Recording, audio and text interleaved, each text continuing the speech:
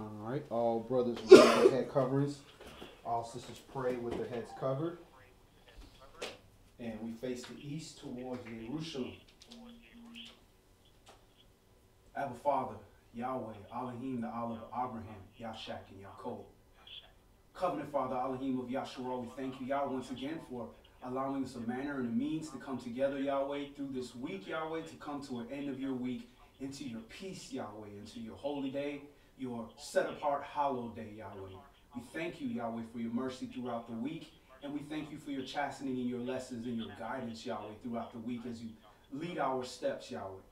Yahweh, we humbly come before you and ask that you please forgive us of our sins and trespasses, Yahweh, and continue giving us an eyes to see and ears to hear, Yahweh, and a mind and a spirit humble enough to hear wise counsel, Yahweh, so that we can make the right decisions in our lives, Yahweh, the decisions that are going to glorify you, Yahweh, for those are the right decisions in our lives, Yahweh. Yahweh, we thank you for the mercy that you extended throughout the week in which you heard our prayers as we prayed for the mercy for our mother, our elderly mother who had an accident, who you successfully brought out, Yahweh, through the surgery and the situation. And as she goes down the long journey of rehabilitation, Yahweh, we give you all the glory, Yahweh, for your mercy in that manner and hearing our prayer, Yahweh, even though we may be found unworthy, Yahweh. But it's through our faith and our works through Yahshua that we can be found worthy. So we ask that you increase that ability, Yahweh. Yah, we also ask that you also hear the prayers and guide those also across the four corners of the earth, Yahweh, that are scattered, that may be alone, away from an assembly, Yahweh, that you hear their prayers as well, Yahweh. All those that set their hearts to walk and work for the Most High. Yah, all these things we humbly come before you and thank and pray for you, holy, humble, anointed Son, Yahshua HaMashiach, in which all praise, majesty, might, and dominion resides here and forevermore. Through you, your majesty, in the name of Yahshua HaMashiach, we thank and pray. Amen. Amen.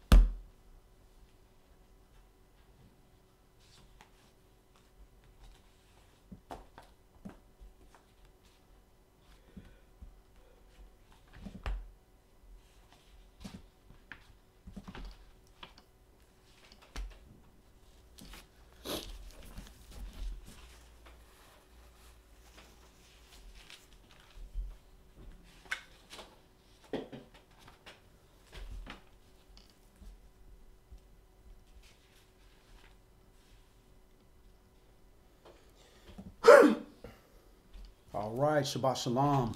My name is Yadon Yashua, my brother Yonatan Yashua. Shabbat Shalom.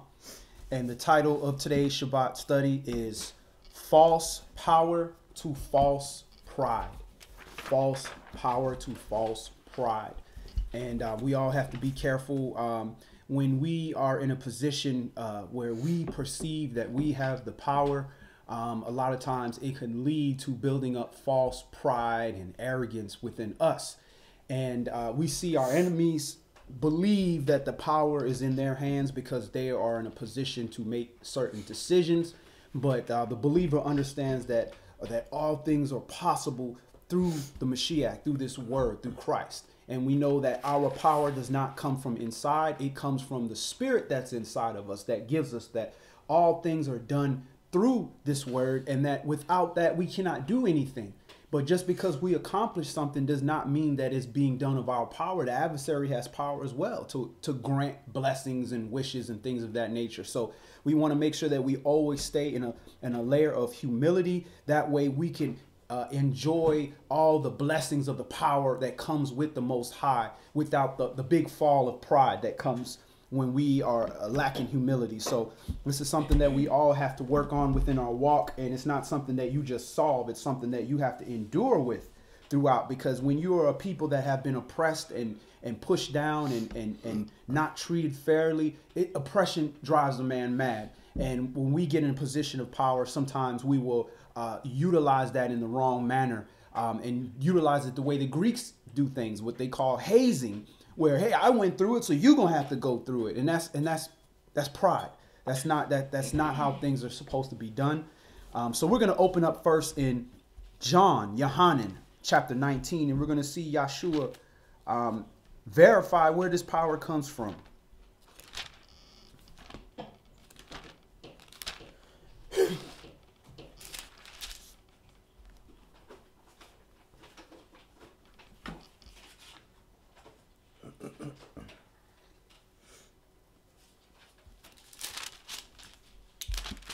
We're going to read Yohanan chapter 19, and we're going to read verses 1 through 30.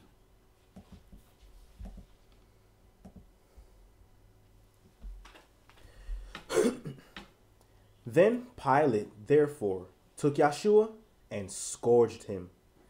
And the soldiers plaited a crown of thorns and put it on his head, and they put on him a purple robe, and said, Hail, King of the Yehudim! And they smote him with their hands.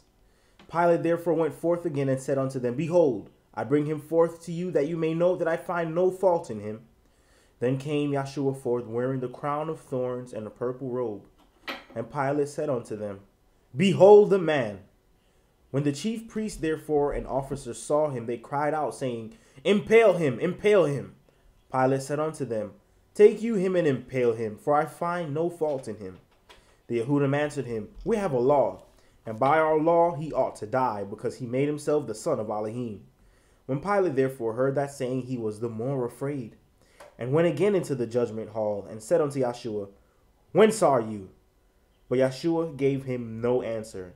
Then said Pilate unto him, Speak you not unto me?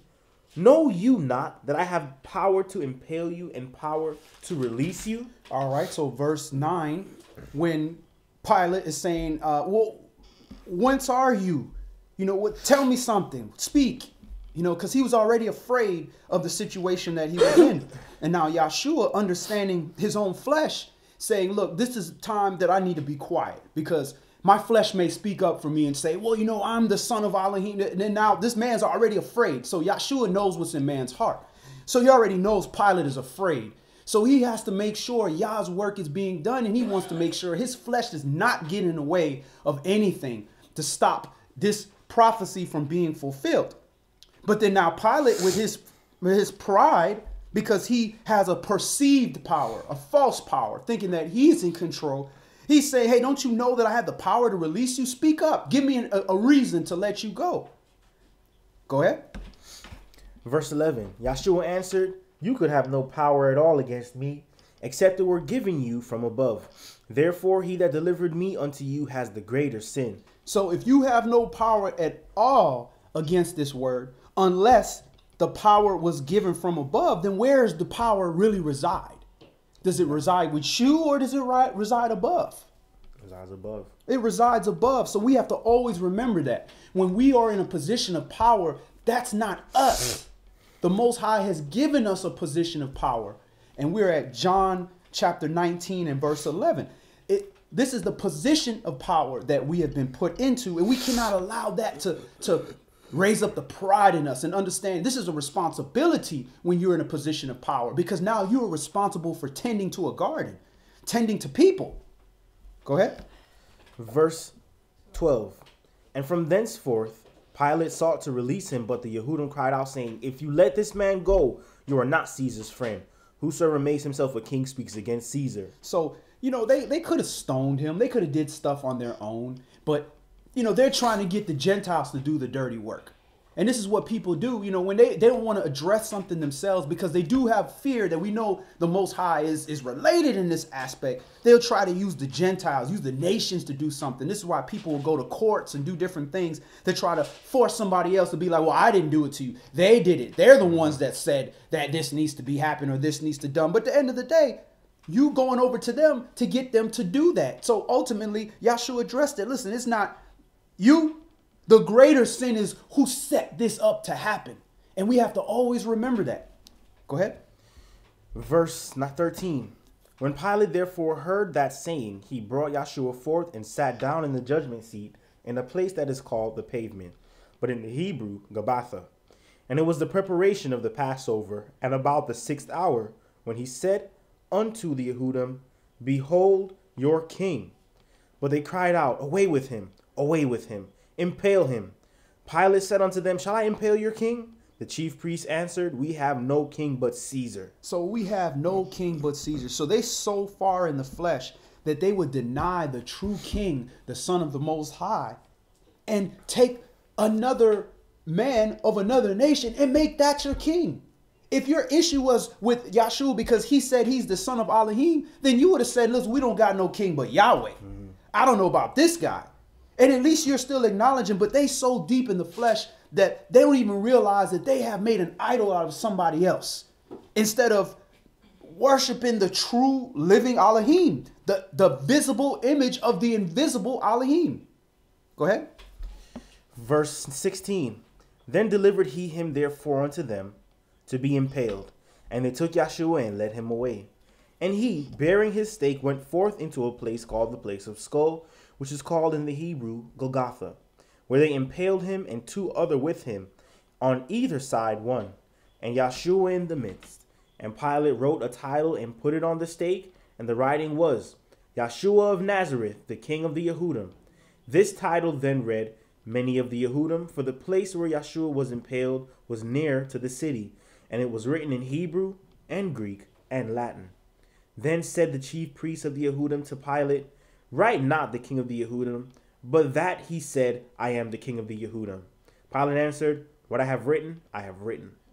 Then the soldiers, when they had impaled Yahshua, took his garments and made 4 parts, to every soldier a part, and also his coat.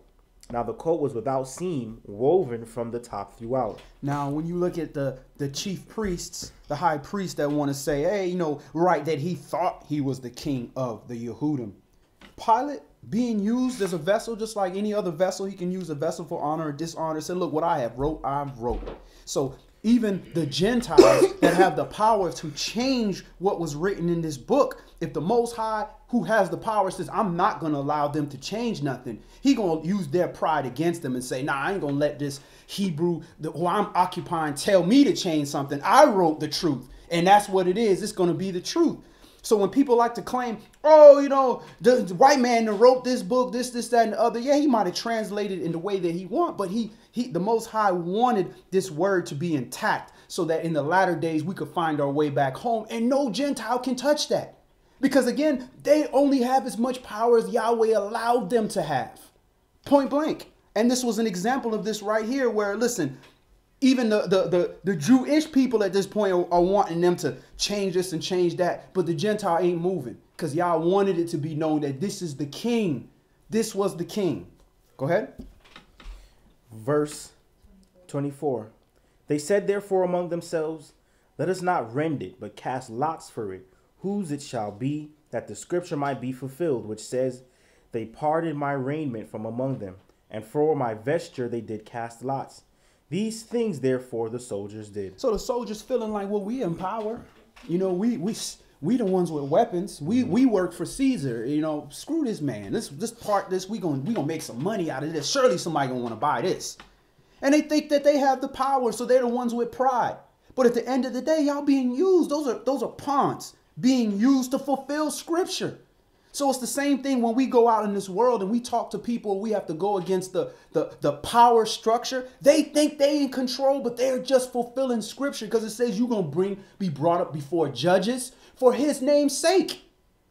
Where you saying, nah, this word says I got to keep these commandments, and whatever the consequences is, I'm going to deal with that. And they think, oh, they coming against you. Well, no, I'm the final decision maker. I'm the person in charge. That's what they think because they have that perception of having power. But the Most High is in control of everything. So we can't forget that when we brought in those situations, we have to focus and make sure that we are not being used on the other side of the equation to fulfill another side of a prophecy of a stiff-necked Hebrew. Verse 25. Now there stood by the stake of Yahshua his mother and his mother's sister Mary, the wife of Cleophas, and Mary Magdalene. And when Yahshua therefore saw his mother and the disciples standing by whom he loved, he said unto his mother, Woman, behold your son. Then said he to the disciple, Behold your mother. And from that hour that disciple took her unto his own home. After this, Yahshua, knowing that all things were now accomplished, that the scripture might be fulfilled, says, I thirst. Now there was set a vessel full of vinegar, and they filled a sponge with vinegar, and put it upon hyssop, and put it to his mouth. When Yahshua therefore had received the vinegar, he said, It is finished. And he bowed his head and gave up the spirit. All right. So when he saw the scripture being fulfilled with the vinegar and the thing given to him, he said, it's finished. Now I have done everything. Now I have fulfilled all that my Father set me to do. So I'm done. It is finished. All right. So let's stop right there. Leviticus chapter 26. And Yahshua had the power at any given time to take himself down from that stake, to call 144,000 angels to come or whoever. He had the power. But with his power, he understood that Yah has the real power. And this power is lent to me so that I can fulfill the works that the Most High gave me to do. And that's what we have to always be in that mind frame of Yahshua being our example, that when we are in a position of power, that we are not using that for our own benefit, but we are using that to fulfill the works that the Most High has set for us. Wayakra, Leviticus chapter 26. Because Yahweh gave us a warning. When we receive any kind of power, a lot of times that's a test. Because every nation had their opportunity to have power and be in control, including Israel. We had our opportunity as well. We failed miserably. Mm-hmm. So no other nation can say, well, if we would have been here, we would have been righteous. No, you got the word. Because guess what? The word has been dispensated to everybody. Which means now that you receive the truth, you can turn around and say, listen, y'all the real Hebrews. We messed up. Y'all need to get back because according to this truth that I believe in, y'all are supposed to get up. So what can I do to help you get back on your feet so we can have peace in this world? But they're not doing that. And Shabbat Shalom, Sister Ariel Smith. Good to see you. Wayakra, Leviticus chapter 26. And we're going to start this at verse 1. You shall make you no idols, nor graven image. Neither rear you up a standing image, neither shall you set up any image of stone in your land to bow down unto it, for I am Yahweh your Elohim. So in other words, do not take my power. My, what is Gabar? Is what power or powerful is Gabar. And then what was the other word? Meaning? For power and strength. I know it's Gabar is one of them. And then there's another word. But anyways, this power, do not take that power, the power of the Most High that resides with him, that belongs to him, and place it on any other person. Mm-hmm. But much less a person, at least a living person, can have the spirit of the Most High. But we did even worse. We placed it into an object. And when we place it into that object, we are out of order. We place the power with something that's not living. And then what comes right after we feel that there's power in something? Here comes the pride. Now we feel we can do this and we can do that and it'll be all right because we have this power. We believe in this idol. I remember the same idiotic mind frame. I used to feel like I could get on my motorcycle and go do whatever the hell I wanted to do as long as I had that torture stake on my neck hanging. And every time I get ready to do something real stupid, I kiss my little white man on the cross. Whew, I'm good because I know I have. My pride is telling me I'm good because the power is in this gold chain, this 10-karat gold chain that I had on that I thought was just so amazing. That's what happens. That false power, then it leads to a pride. And False power and pride is against the Most High. Any false matter. Excuse me. Okay. And Shabbat Shalom, Sister Sharon Pinky. Good to see you. Verse 2. You shall keep my Sabbaths and reverence my sanctuary. I am Yahweh. If you walk in my statutes and keep my commandments and do them, then I will give you rain in due season, and the land shall yield her increase, and the trees of the field shall yield their fruit. So it's a typical contract. If you don't show up to work, you don't get paid. You show up to work and you do what you agree to do, you get paid. I don't understand how anybody would think that this would change, the Most High would change from this process. Because even the animals, they all do their work. Them bees go out there and they buzz. And they take pollen and they go from place to, they do their job. So what makes us think that we, as the servants of the Most High, cannot do his job, not respect his order, but yet receive all the blessings? Verse 5. And your threshing shall reach unto the vintage, and the vintage shall reach unto the sowing time. And you shall eat your bread to the full, and dwell in your land safely. And I will give you peace in the land, and you shall lie down, and none shall make you afraid. And I will rid evil beasts out of the land, neither shall the sword go through your land. And you shall chase your enemies, and they shall fall before you by the sword. And 5 of you shall chase 100, and 100 of you shall put 10,000 to flight. And your enemies shall fall before you by the sword. Okay, so where's the power there? Are we so powerful that we can chase tens of thousands of people? If that was the case, why we didn't chase one of the few little crew members on a ship with a whole bunch of the strongest Hebrews that ever existed? Because you had to be the strongest of the strong to make that journey over here. So where was our power then? If the power was in us as a people, then why we didn't free ourselves from them? But see, when we're in our humility and we acknowledge the Most High's power and keep his commandments, then the power resides with us through him. If we stay in humility. Go ahead. Verse 9. For I will have respect unto you, and make you fruitful, and multiply you, and establish my covenant with you. And you shall eat the old store, and bring forth the old because of the new. And I will set my tabernacle among you, and my soul shall not abhor you. And I will walk among you, and will be your Elohim, and you shall be my people. And that's what we want. We all say we want that. We want the Most High to be amongst us, because if he's amongst us and we keep the commandments, we get all the blessings in the world. But on the flip side, when the Most High is walking amongst us, it's faster judgment. It's harsher judgment. We get dealt with more. And this is why the Most High wants to be amongst us, but he can't. And this is why he had to send all his servants down here, from the Mashiach all the way to every prophet, all the way down to you, down here to help prepare our nation and prepare the world so the Most High can walk amongst us. Because once he comes and has to walk amongst us, it's no different than in the wilderness when we was there and the Most High was walking amongst us, where hundreds of people would just die like that because of one man's mistake.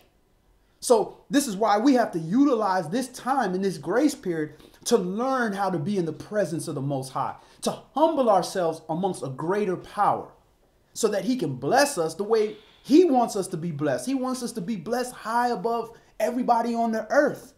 So who are we to not do what we're supposed to do and force him not to put us in the position that he created us to be in? Verse 13.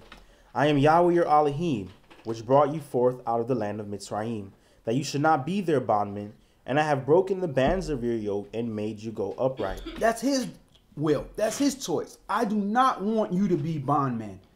But what did we do in the wilderness? Oh, send us back. Murmur. So that at least we ate flesh to the full, rather than coming out here and have to be, the servants of the Most High. Go ahead.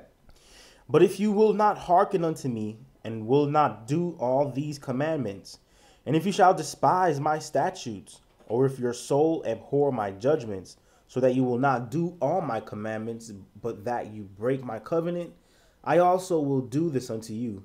I will even appoint over you terror, consumption, the burning egg, that shall consume the eyes, and cause sorrow of heart, and you shall sow your seed in vain, for your enemies shall eat it.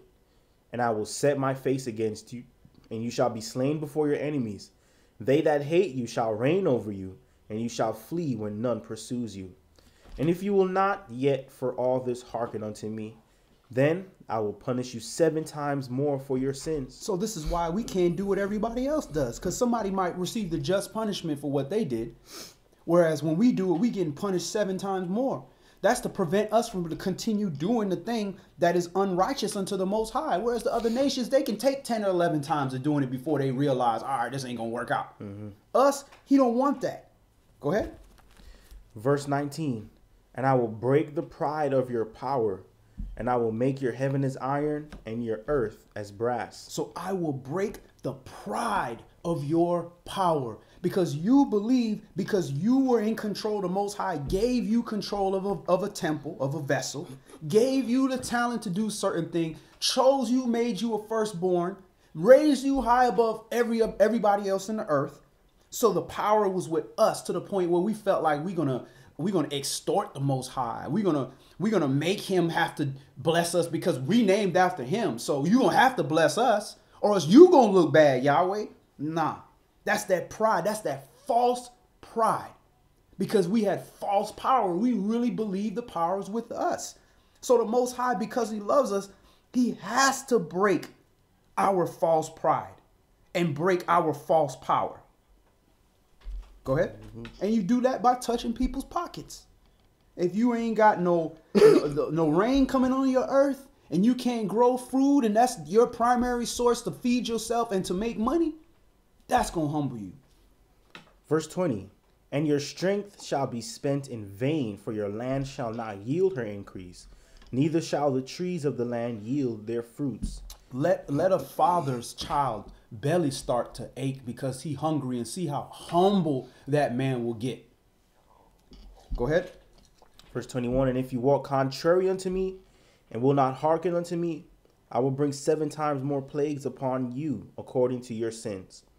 I will also send wild beasts among you, which shall rob you of your children, and destroy your cattle, and make you few in number, and your highways shall be desolate. All right, so when it says, cursed will you be in the country, cursed will you be in the city, cursed will you be when you go out, cursed will when you go in. Well, this curse follows us. So when we were amongst wild animals, guess what happened? The wild animals will come out there and a lion just come out there and eat your child. Right? Just like he did with the prophet from Yehuda in 1 Kings chapter 13. When he came down, he had a lion eat him up, tear him to shreds, but didn't eat him. Just stood next to him to let you know it was judgment. Didn't eat the donkey, didn't eat the man, just tore him to pieces and stood ready and waited on him. A lion, he tear you to pieces, he gonna eat you. But the Most High used him for judgment. Now, that's when we were in the country, but what happens when we're in the city? Now he gonna use the police. He gonna use the car accidents. We saw 2 really bad car accidents yesterday. Car accidents, wild beasts, people driving with no care or no concern for anybody else. Wild beasts with badges that hated you in high school. And now they see you in the streets, they hate you even more because they have false power. They believe they're in control. I got the gun and the badge. Then you got your own people, your own family members setting you up, trying to kill you for money or jealousy or whatever the case may be. But all these things will happen when we do not walk in the proper order of the Most High. Verse 23, and if you will not be reformed by me by these things, I will walk contrary unto me. Then will I also walk contrary unto you, and will punish you yet 7 times for your sins. And I will bring a sword upon you that shall avenge the quarrel of my covenant. And when you are gathered together within your cities, I will send the pestilence among you, and you shall be delivered into the hand of the enemy.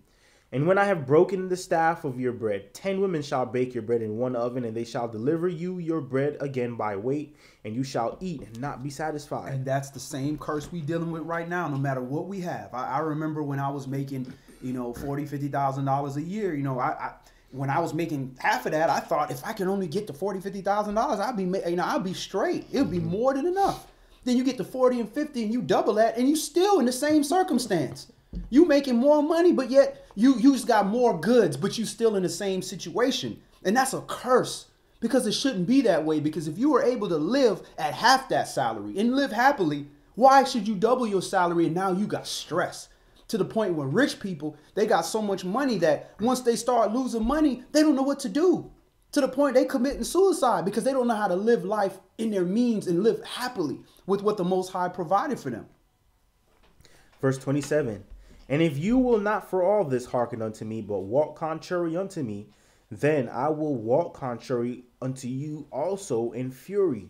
And I, even I, will chastise you 7 times for your sins, and you shall eat the flesh of your sons, and the flesh of your daughters shall you eat. And I will destroy your high places and cut down your images, and cast your carcasses upon the carcasses of your idols, and my soul shall abhor you. And I will make your cities waste, and bring your sanctuaries unto desolation. I will not smell the savor of your sweet odors. And I will bring the land into desolation, and your enemies which dwell therein shall be astonished at it. And I will scatter you among the heathen, and will draw out a sword after you, and your land shall be desolate, and your cities waste. Then shall the land enjoy her Sabbaths, as long as it lies desolate, and you be in your enemy's land. Even then shall the land rest and enjoy her Sabbaths. And that's sad that the Holy Land can only enjoy rest after it kicks out the people that the land was made for. That's how bad it is that we are in that state to be oppressing one another and worshiping other gods in a land that was created for us to be kings. And you see, this is the chastisement. It works in stages. He didn't just jump and said, you did something, dispersion. That's like a husband saying, you know what? You didn't listen to what I said. Get out my house forever. The first time I do something, it's just like, remember the donkey and was talking to him. He said, the donkey said point blank, you know, how many times have I not done what you asked me to do? This man was so much in the flesh. He having a conversation with a donkey and don't even realize it, that a donkey is talking to him. But this is how bad we get in our flesh. He started with warnings of chastisement. I'm going to warn you. Listen, you better stop what you're doing. If you continue doing this, I'm going to give you this blessing. But if you continue doing that, you're going to get chastised. We don't listen. Pop, here comes the first distress. We a little uncomfortable. But we okay. We got power. We still got might. We okay. Then, all right, y'all ain't getting it. You didn't get the distress. Drought. Drought comes. Oh, man, now my money, my pocket is being affected. My food is being affected. My land is being affected. Still don't listen. Now he's sending beasts to kill you, to literally kill you. So then, okay, well, I can fight. I can fight off a beast. I got a nice little sword. You know, I got fences around my property. We good. I ain't going outside. But I'm still going to worship this idol. Okay, no problem. I'm going to send something into your house. He sends diseases and plagues, pestilence that comes into your house. Now you getting plagues, all this stuff. So you sick, you can't really go out there and work and do the work that you need to do. You're not feeling well, your mind is not well. So then the next thing he sends after that, he sends famine. All you not being able to work, your land not getting rain, nothing adding up, and now your children starving, you sick, your child sick, everything happens. And despite all of that, you still don't want to listen. What else can I do but kill you? But he's a merciful God. He said, I'm not going to kill these people. I'm not going to go against my word because they went against their word. Just get out. Then comes the dispersion. But we like to talk about, oh, you kicked us out. Well, what about this? All those steps before, all those warnings before he put you out. And him putting you out is love. Because the only other choice he has is to kill you off. Finish that up, Al. Verse 35. As long as it lies desolate, it shall rest, because it did not rest in your Sabbaths when you dwelt upon it. And upon them that are left alive of you, I will send a faintness into their hearts in the land of their enemies, and the sound of a shaken leaf shall chase them. And they shall flee as fleeing from a sword, and they shall fall when none pursues. And that happens to us today. We the strongest people in the world. We the most brave people, the warriors, all this stuff. But we the first one to take off running for everything. To the point where, you know, comedians make fun of stuff like that. You know, something going on, the white guy, like, that's interesting. Let me go see what that is. Us, the faint sound of anything, we out. To the point where we don't even have to been alerted by anything. The fact that another brother ran, we run into, we'll talk about it later. That's a fear. Why are we so afraid? That's a spirit that is on us because we know we're not right with the Most High. Even if we don't understand how to get right with the Most High, our spirit is constantly telling us, you ain't right with the Most High. You need to run because this judgment is coming your way. And you can tell how people that feel that way, because how they walk in their life, they're afraid of everything. They doubt everything. They are constantly in fear, and that's a torturous way to live. But if you understand the good news of this book, which is repent and do your best, Yeshua got the rest. Then you're not running like that. You're running when you have to run. Because it tells you, he that runs and to fight another day, he who flees and runs away is the one that runs to fight another day. So there's a time and place for all that. You got to know when to take off. But you can't walk with that constant spirit of fear, because with that fear comes torment. That's not perfect love. Our job is to perfect that love in the Most High. Verse 37, Leviticus chapter 26 and verse 37. And they shall fall one upon another as it were before a sword when none pursues, and you shall have no power to stand before your enemies. And you shall perish among the heathen, and the land of your enemies shall eat you up. And they that are left of you shall pine away in their iniquity in your enemies' lands, and also in the iniquities of their fathers shall they pine away in them. All right, so everybody that lives, that makes it into the captivity, the rest of y'all just gonna pine away and just, until the heathen and just destroyed you and you perish and you die by sword and all this stuff. And that's what we deserve. But at the end of the day, the Most High is, thank goodness he's not like a man, because a man would have been cut you off as a nation.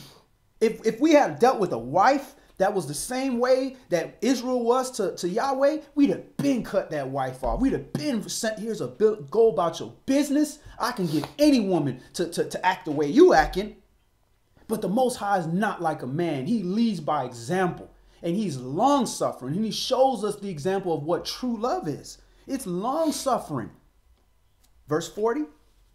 If they shall confess their iniquity and the iniquity of their fathers with their trespass, which they trespassed against me, and that also they have walked contrary unto me, and that also I have walked contrary unto them, and have brought them into the land of their enemies, if then their uncircumcised hearts be humbled, and they then accept the punishment of their iniquity, then will I remember my covenant with Jacob, and also my covenant with Yitzchak, and also my covenant with Abraham, and I will remember. Oh, and also my covenant with Abraham will I remember, and I will remember the land. All right. So there's our power. That's the true power, not the false power. False power is I'm going to fight against all these plagues. This is the true power. The true power is acknowledging, okay, I messed up. I'm going to confess the iniquity. Not only my own iniquity, but I'm going to confess, listen, my parents screwed this up too. That's why I'm screwing up so bad, because my parents screwed up. And they screwed up so bad because their parents screwed up. But they not alive to speak for themselves right now. But I'm alive to carry on the torch. So I'm going to confess for somebody that can't confess right now and speak up, and I'm going to accept the chastisement. And accepting the chastisement is when you acknowledge, this is why this is happening to me. I'm being punished 7 times more for my sins because my power has been taken away, because I gave my power away by not keeping my end of the bargain. That's when you do. But what do? We stand over there when daddy trying to beat us with the belt, grabbing the belt. Like, why are you hitting me? Stop hitting me. That's not accepting your chastisement. What happens when you try to grab daddy belt? What he do? He come back harder. He coming back hard. He going to go get that weightlifting belt off the shelf. He didn't use the weightlifting. He used the little dress belt, the little thin one, because he was being nice. But no, because it's slim, you try to catch that one. Yo, why you hitting me? First of all, you know why you being hit. And second of all, who is you? Well, that's what we look like standing on the sideline with Black Lives Matter. Don't kill us. Stop killing us. Let us just transgress these commandments and let us just, go against the order of the Most High and be like everybody else. But then expect the Most High going to lift the curse off of us when we don't want to accept the chastisement? Now, by no means am I saying, we should just go and agree with people killing our people. By no means am I saying that. But first things first, address why you're getting killed. So that when you go to talk to these people, you can speak with real authority and say, listen, you can't do that to us. But you can't go up there and talk to these people that have been given power because our power has been taken away, while we still doing the same thing that caused us to have our power taken away. Verse 43. The land also shall be left of them, and shall enjoy her Sabbaths when she lies desolate without them. And they shall accept the punishment of their iniquity, because they despised my judgments, and because their soul abhorred my statutes. And yet, for all that, when they be in the land of their enemies, I will not cast them away, neither will I abhor them to destroy them utterly, and to break my covenant with them, for I am Yahweh their Elohim. He's a covenant keeper. And everybody who is of the Most High is a covenant keeper. They yea is yea, they nay is nay. Go ahead. Verse 45. But I will for their sakes remember the covenant of their ancestors, whom I brought forth out of the land of Mitzrayim in the sight of the heathen, that I might be their Elohim, even I am Yahweh. These are the statutes and judgments and laws which Yahweh made between him and the children of Yasharal in Mount Sinai by the hand of Moshe. Even a carnal person understands, if I got to get ready to go fight, somebody has been oppressing me and coming against me, and I need to go fight. Even they understand I need to get weapons, I need to get my armor, I need to train, I need to get a strategy together, I need to do all these different things. But you can get all this weaponry, you can get everything to fight against somebody, but if you don't train, you don't train how to shoot, you don't lift weights and get and exercise and run and get your body in shape, you're finna just go get destroyed with a bunch of weaponry. So that's what the same thing with us standing out there with all these signs, all these weapons and all these numbers and power and all this stuff saying, don't do this, don't do that. Leave us alone. That's just like you trying to get ready for a heavyweight fight and you look great, but you ain't trained. Mm-hmm. And the training is getting the real power back. That's where your power is, in your training. Train your body and your mind to be a real threat, not fake power. And pride, wanting to believe that you are ready to go against an enemy that has been given power purposely to destroy you and to oppress you.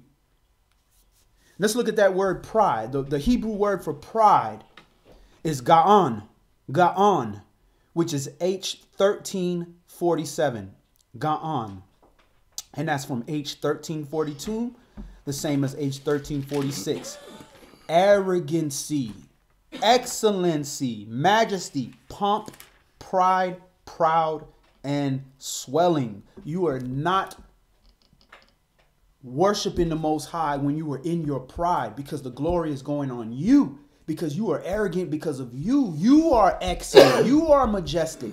You are in your pomp and your pride and you're proud and swelling. And this is what we have to be able to recognize in ourselves when we get into that state, so we can do something about it, because it's human nature. Especially when you've been oppressed for so long. As soon as the light shines on you, you want to stand up. You want to enjoy that. But at the end of the day, we can't fall into that trap. We're more susceptible to that. Let's go to Tehillim, Psalms, chapter 10. Because when we get into our pride, we start to oppress the poor. That's something that we do when we are prideful. We start to oppress the poor. So we have to definitely be careful of that. And you oppressing the poor when you see that poor person out there that needs money and you got it in your pocket and you don't give it to them, knowing that this law and this scripture tell you that a tenth of everything you have belongs to the Most High. The Most High don't need your $10. But your brother who's put in front of you and you were sent to be in front of him because he could have been somewhere else at that time, was sent for you to take care of him. We never start oppressing the rich when we get pride. We let the rich get a free pass. We giving them stuff for free. But then we see the poor person, we telling them, I had to work so hard to get here. You go work. You go do this. The man don't even have an address to send a check to. But this is what our pride does, and we got to watch that. Because before a big fall, always comes what? Pride. Exactly.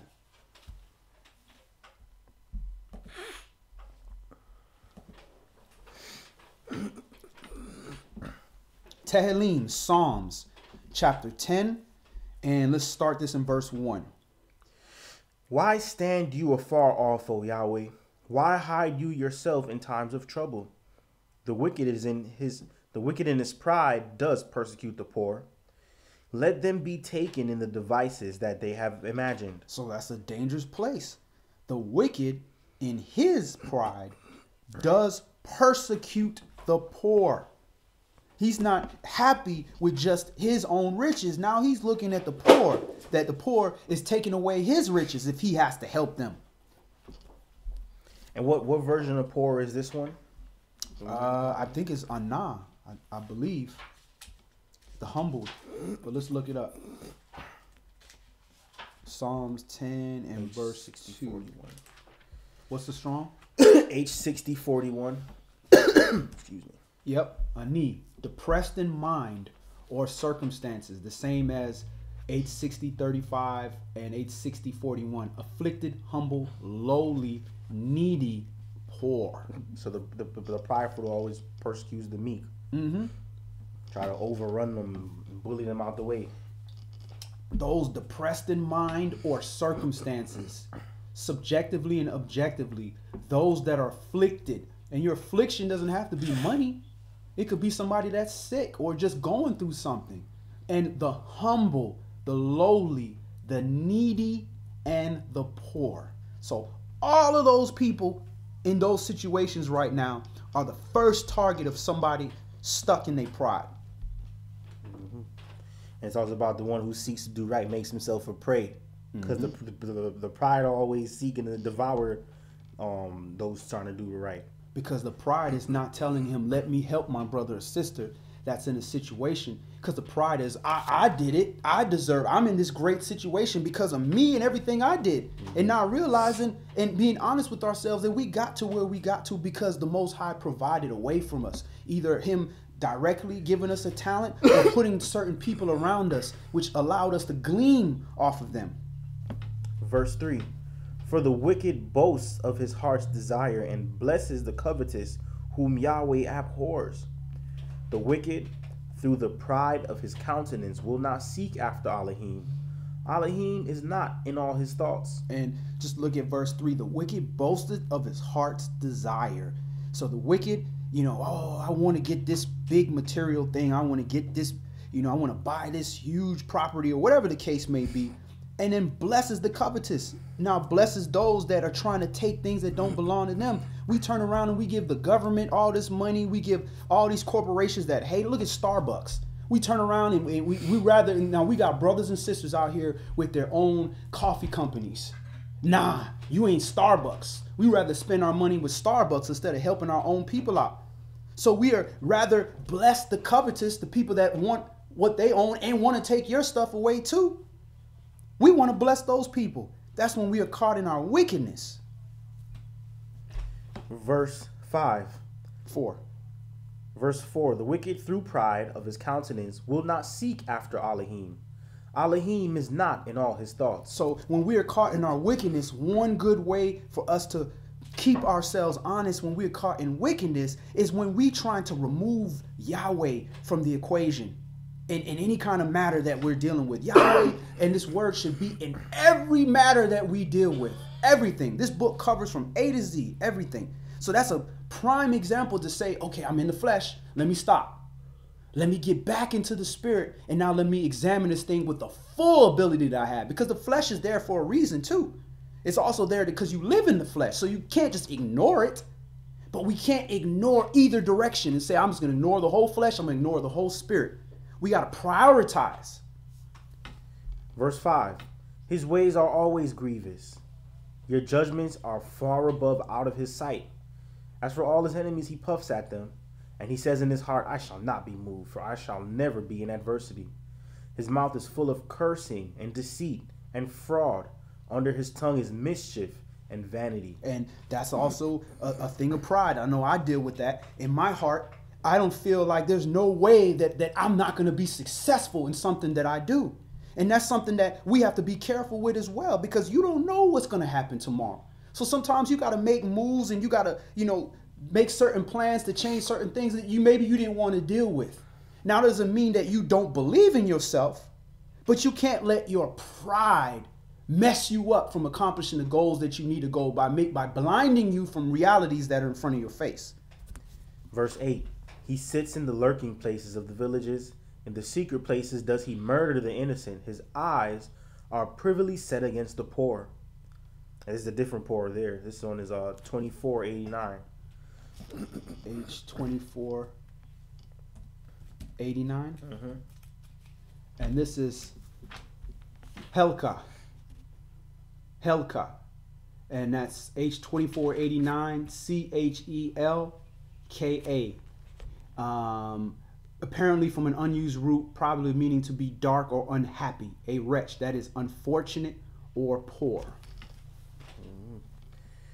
Verse 9. He lies in wait secretly as a lion in his den. He lies in wait to catch the poor. He does catch the poor when he draws him into his net. And why does the oppressor have his mind constantly on the poor? And the reason being is because the adversary don't go after the hardest battle. He take the easy battles. He think in his mind, this poor person doesn't have the resources to fight me back, or doesn't have the intelligence or the ability. So let me take care of them. Let me go after them. But he don't ever go after, you don't see Walmart trying to go after Ford. They're like, nah, these got big lawyers. Now let me go after these poor people. And that's what the adversary, the devil, does. He always tries to go in and attack through the weaker vessel. Verse 10. He crouches and humbles himself that the poor may fall by his strong ones. He has said in his heart, all has forgotten. He hides his face. He will never see it. Arise, O Yahweh, O all. Lift up your hand. Forget not the humble. Why does the wicked contemn Elohim? He has said in his heart, you will not require it. You have seen it, for you behold mischief and spite, to requite it with your hand. The poor commits himself unto you. You are the helper of the fatherless. Break you the arm of the wicked and the evil man. Seek out his wickedness till you find none. Yahweh is king forever and ever. The heathen are perished out of his land. Yahweh has heard the desire of the humble. You will prepare their heart. You will cause your ear to hear, to judge the fatherless and the oppressed, that the man of the earth may no more oppress. And that's the goal, is to get the earth into a place how it's supposed to be, where man does not oppress. Let's go to Proverbs, Mishlei, chapter 8. Proverbs, Mishlei, chapter 8. Because one thing that is very evident is that when we are in our pride, we are not fearing the Most High. We are not afraid. We feel like, man, this is just what it is what it is. I'm going to do what I got to do, blah, blah, blah, blah, blah, blah. And we're not in fear of the Most High. When we're in fear of the Most High, we're cognizant of anything that's going to not bring glory unto the Most High. Because we reverence, and that fear isn't always I'm afraid. It's also a reverence, Yahweh, a reverence to the Most High. We're not reverencing the Most High when we're caught up in our pride. And that's a human emotion, which is a fleshly emotion. And that's something we're going to deal with for the rest of our lives. But if we can make sure that we take our time to study the footprints of our pride and the consequences and all the things that maybe in our blindness, we might see just one thing, or a brother or sister may be able to see one thing about us that got us in our pride. And if you are a servant of the Most High, they can feed you some of this living water, some of this word, and it'll help you snap out of it. I know I've been caught in my pride so serious and so deep, and another servant will say something to me regarding the word, and I know you've done it, and I will immediately just snap out of it, and I'll be like, I'm in my pride, I'm tripping. And that's how we should be as servants, where we should be able to take this bread and realize I was starving. Now I know I was starving because I just ate this living bread, and now I'm satisfied. So let me check me. Hallelujah. Proverbs chapter 8 and verse 1.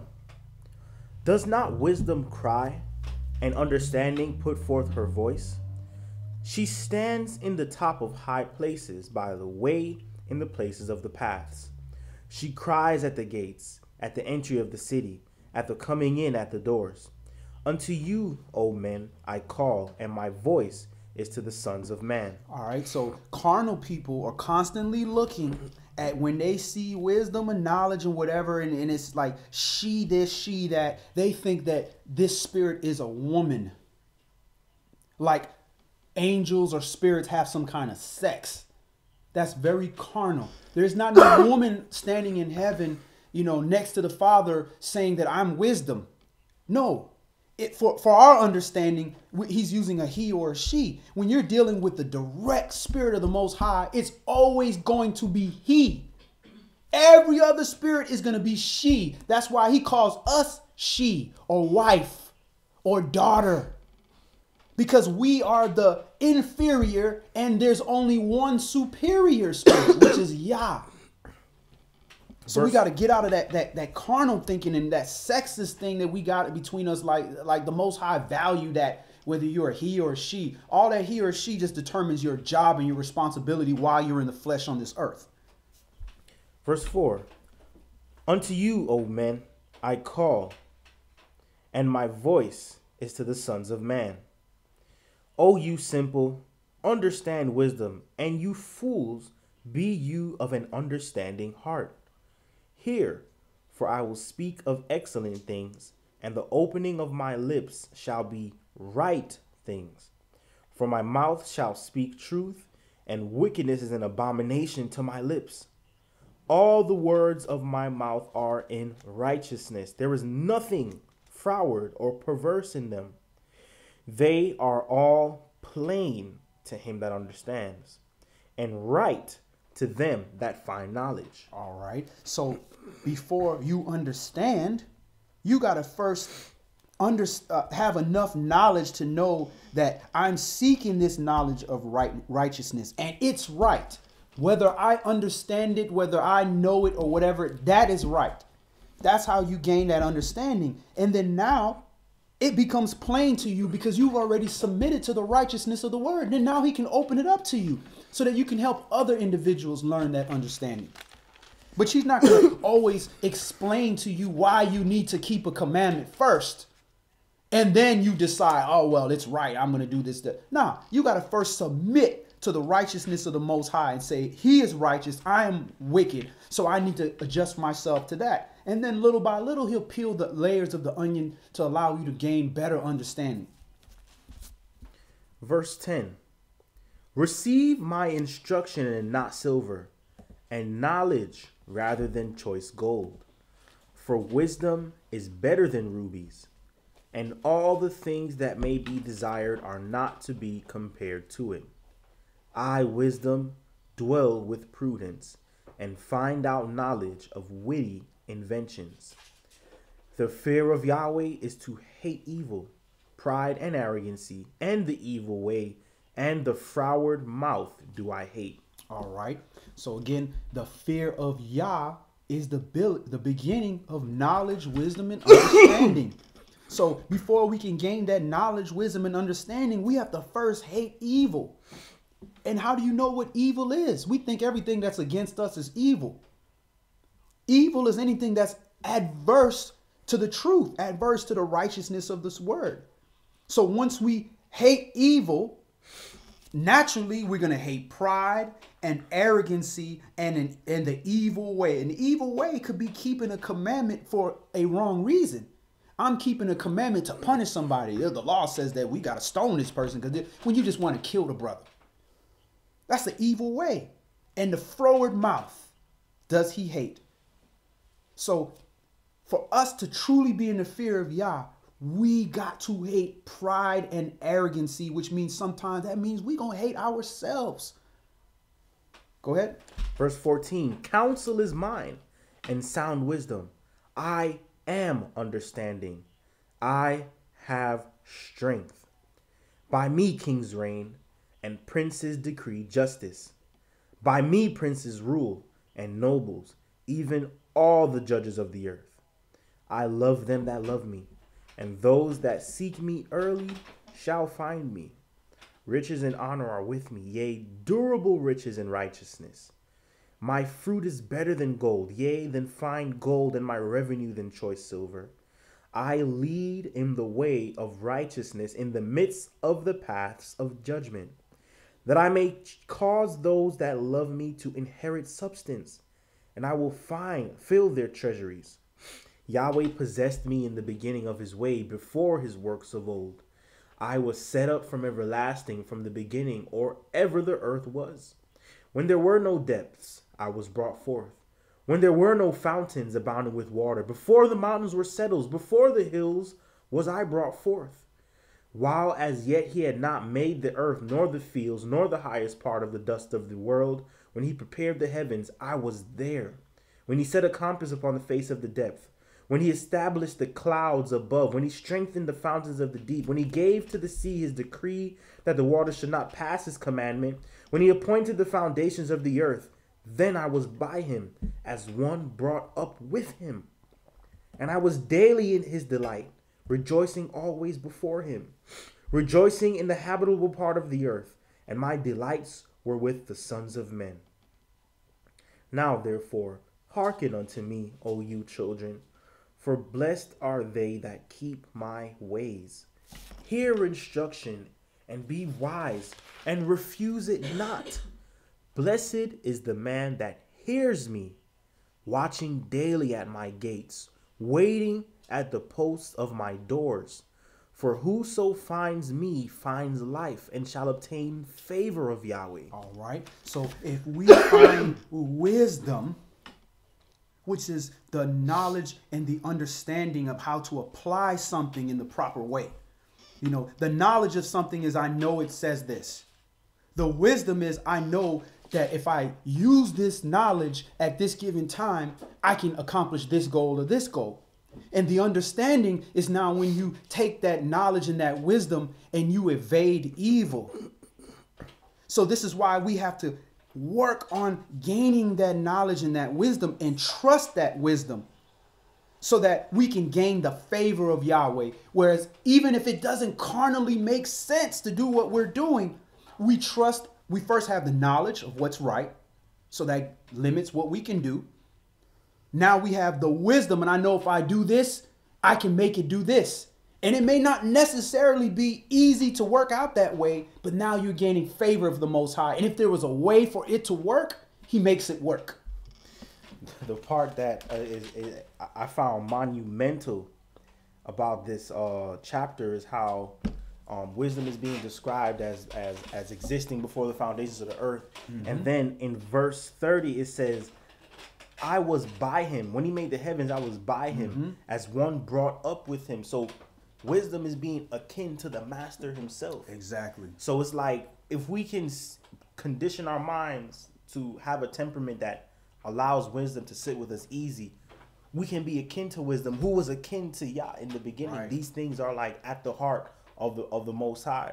So when he sees any of his servants, even if they don't know all of righteousness, and they see that this person is keen to hearing and getting advice and yielding to when they're being spoken to, just those simple elements can allow someone to gain favor from Yah. No matter if they were in this church or that church or Israelite or not, Yehudim or Gentile. Right. Just the basic element of this person's ears are just open to taking in understanding. That person is receiving the favor of God. And you'll see Yah try to work things out in favor of that person. And if you're another servant that has wisdom and you look and you like, I saw how Yah did that for that person. And that person may not even be cognizant that Yahweh is who's making a way, showing them favor. But Yah does stuff like that all the time.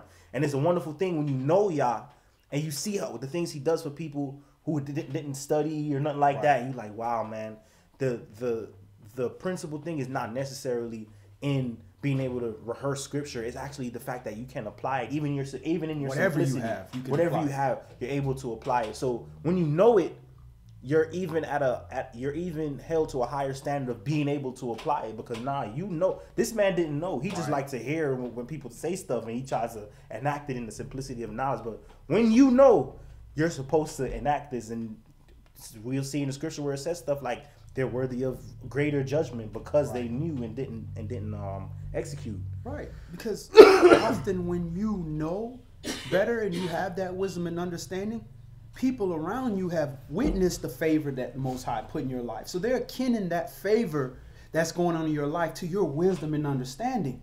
So now when they watch you walking against the wisdom and knowledge of the Most High, it confuses them. Now they start to feel, well, which they shouldn't be idolizing you, but in the simplicity of their lack of knowledge, wisdom, and understanding, they start believing, well, I can buy stuff on the Shabbat because this is a Sabbath keeper and he knows way more than the Bible than me. And he's buying stuff.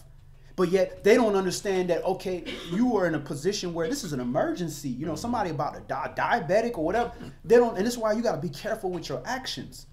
And this is why Saul says, all things are lawful to me, but all things aren't expedient.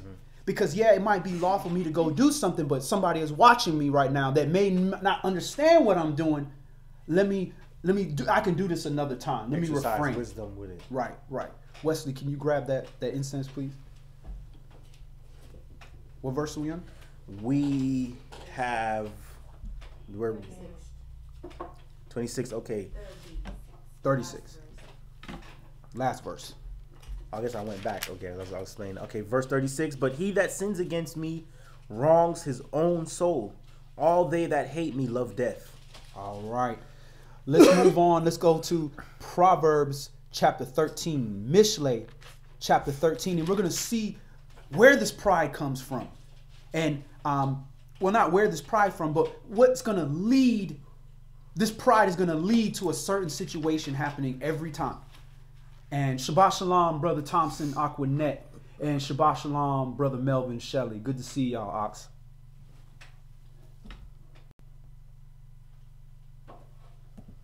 Praise Yah for Sister Tafara posting these scriptures up so that, we can keep up with where we are. And we can always go back to these classes now and look and see all the scriptures that were being read. So that was a very good idea. Proverbs, Mishle, chapter 13 and verse 1.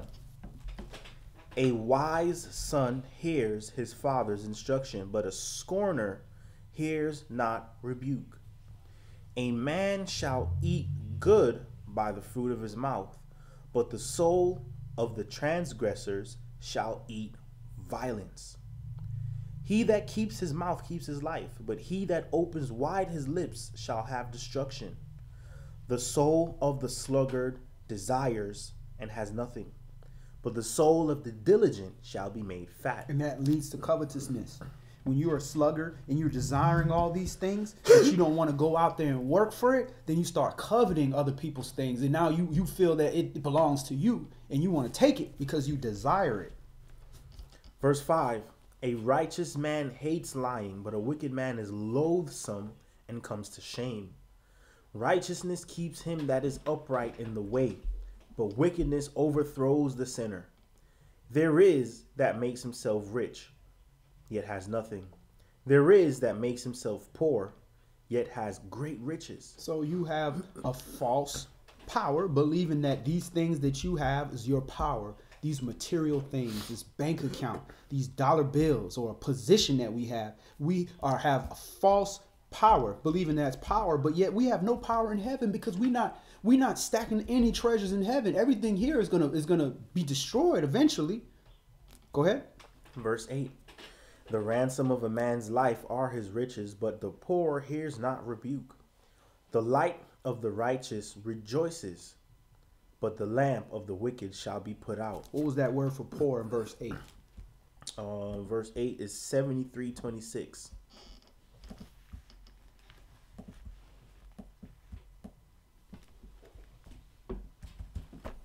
And H7326 is rush. Rush. Spelled like rush. R-U-S-H. H7326. It has to be destitute, lack, needy, make self, poor man. So this would be like the I guess the most proper definition for somebody who's financially poor, I guess. And the LXC of that verse has a little bit different of a rendering. Okay. What was the rendering in that one? Septuagint version? All right, yeah. Let me pull it up. Read that verse. That's Proverbs 13:8. Proverbs 13:8. It 7 says, and 8. Go to 7 and 8. All right. It says, there are some who having nothing enrich themselves, and there are some who bring themselves down to the midst of much wealth. And then 8 says, a man's own wealth is the ransom of his life, but the poor endures not threatening. You know what? That's like completely out of context in the KJV. The way it's written, it changes the whole context. Verse 8, the ransom of a man's life are his riches. A man's own wealth is the ransom of his life, but the poor endures not threatening. Right. So that changes because the word that they're using is rush, to be destitute, lack, or needy. But here's not rebuke. Let's see what that other word for rebuke was. Because they might have chose a bad choice of words when they used rebuke. What verse is that? That's 8. Proverbs 13 and verse 8. What was the Strong's word? Rebuke 1606. 1606. And that is ge'ara, chiding, rebuking, reproof. So how are they getting the Septuagint version that way? Oh, so it seems that the Septuagint version, a man's own wealth is the ransom of his life, and when something goes on, he has the wealth to buy out of the issue. Right. But the poor, he can't even endure a threat because he doesn't have. It doesn't have nothing. Doesn't have anything for it. Right. So he can't. So I guess. So he's gonna have to repent quick because he don't have the financial means to. So I guess we're in King James. We're saying he hears not rebuke. It's like the ransom of man's life are his riches. Let's see what here is. Heareth is shama. Yeah, it's to hear. Not low. So I mean, according to the Strongs, it's interesting. Oh, so okay, there's I don't remember what translation this is, but it's NET. I don't remember what it is, but it says the ransom of a person's life or his wealth, but the poor person hears no threat. So like you're already at rock bottom. So it's like, what more can you do to me? Right. He doesn't need any chiding because he's not going to hear it. Because what are you going to do? You can't rebuke me because there's nothing further than this. Right. But if they're saying like a rich man, you can hold him by the neck with his wealth, basically. With his riches. Okay. Right. Poor man, like, what you gonna do? Turn over my box? Right. Right. All right. So that goes with he that makes himself poor yet hath great riches. So whereas you're trying to hold him hostage with his money, he's like, bro, you're gonna have to cut. You're gonna fire me for not keeping the Shabbat, or you're gonna do this, you're gonna do that. Well, I know this is gonna make me and be in a more lower financial state, but I'll survive. I'll be all right. So he's making himself rich in heaven because he's upholding the righteousness of this law and allowing and trusting the Most High that you're going to take care of everything else on the back end.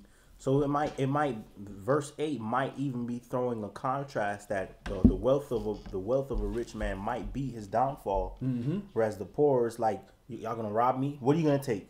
Right. And it might cause that poor man to be able to more easily do the will of Yah because that wealth isn't even really a distraction if he isn't covetous. Right. If it's the type of poor that's the broken poor. Right. The contrite spirit poor. Verse 9. The light of the righteous rejoices, but the lamp of the wicked shall be put out. Only by pride comes contention, but with the well-advised is wisdom. All right. So contention. Anytime you have contention in the matter, there is always pride in the mixture. Every single time. So we can't be responsible for somebody else's pride. We can only be responsible for our own pride. So when we see a matter of contention, we got to immediately say, okay, I can gain favor of the Most High if I remove my pride from this situation. So how can I remove my pride from this situation to try to address this thing? And the thing is, the contention might not be like, it's the other person's fault. It could be because of you, because of what you're doing. But if you can remove the pride, then maybe your eyesight will open up to see, okay, this is why there's contention here, because I'm not handling a matter properly, or I'm not hearing somebody properly, or this person is misunderstanding me. Now I understand why you're misunderstanding me. But our pride is like, wait a minute, you coming at me after I did this and I did that, or I'm doing this or I'm doing that, or you just don't know me, blah, blah, blah, blah, blah, blah. Now it's contention. It's contention because there's pride both ways. But you can't have contention with one person. Because if you contending with me, I'm not contending with you. I'm just letting you say what you need to say. That contention is completely on yourself. But what do? We submit to that contention by allowing our pride to also enter into the situation. So those are things that, you know, we're going to have to work on to have more peace in our lives. Yeah, and with that, anytime there's conflict, like you said, the best thing, the prerequisite, always first, there's conflict here. And as a servant of Yah, it's like, okay, I'm a soldier for this type of thing. It's like, okay, let me first of all, let me check my soul first. I can't quell any disturbance if my spirit ain't right, because I need the ruach to help get through this. We're supposed to be experts at peace. Right. So first thing you got to do, all right, boom. Remove my pride out. Make sure I don't have no ulterior motives. And make sure I'm not being motivated because it's money, or I'm being motivated because I think my reputation is on the line. Exactly. All those other the conflicts of interest type things. Right. So it's like, all right, boom. I don't have. First of all, you check yourself on that. I don't care if people gonna look bad on me about this. I don't care if I'm gonna lose money. That's the first thing that's gone. Then I'm concerned with Yah's reputation in doing that. So I'm prioritizing his reputation over my own selfish reputation. Indeed. So boom, you get out of that. Now, when you dealing with the pride in the midst, which is why pride comes contention. If you look at King David, when that dude showed up throwing those rocks, it could have provoked his pride. At the end of the day, there's a contention there. That dude is mad and hates King David for something. King David, there's really nothing he can do. It's like, man, I've been subjected. I've been delivered into the hands of an enemy. I've been delivered to scorn. Somebody's talking mess about me. I've been delivered into the situation. Yahweh could have protected me from that, but he didn't. So let me see what's the best way for me to respond to something like this. And his servant wanted to act in pride too. Let me go take off his head. So he removed his pride from the situation. Said, I know I got killers to go over there and take his head off. But instead, what did he do? He was like, no, let him go on. You know, maybe I have done something. So he checked his own soul. And then something else stuck out with me about that too. It's Psalms 31:18 going down to 20. It says, let the lying lips be put to silence, which speak grievous things proudly and contemptuously against the righteous. So sometimes there's nothing there. It's just that people just hate the spirit that you're carrying. Right. And they'll breed up the contention to try to provoke you out of your spirit. Right. So then it goes on, how great is your goodness, which you have laid up for them that fear you, which have wrought for them that trust you before the sons of men. And then now verse 20 is the only resolution when it comes to like certain contentions. It says, you shall hide them in the secret of your presence from the pride of man. Right. So there's some pride that you can't avoid. Like some people just have it. As soon as they see you, it's like one of them dogs. I'm a bark. You way down the road. It's like, yo, that person's spirit. There's none of y'all are gonna be able to quell this. I've met people like that where it's like this person's soul is intent on contention. This person's soul is intent on disruption.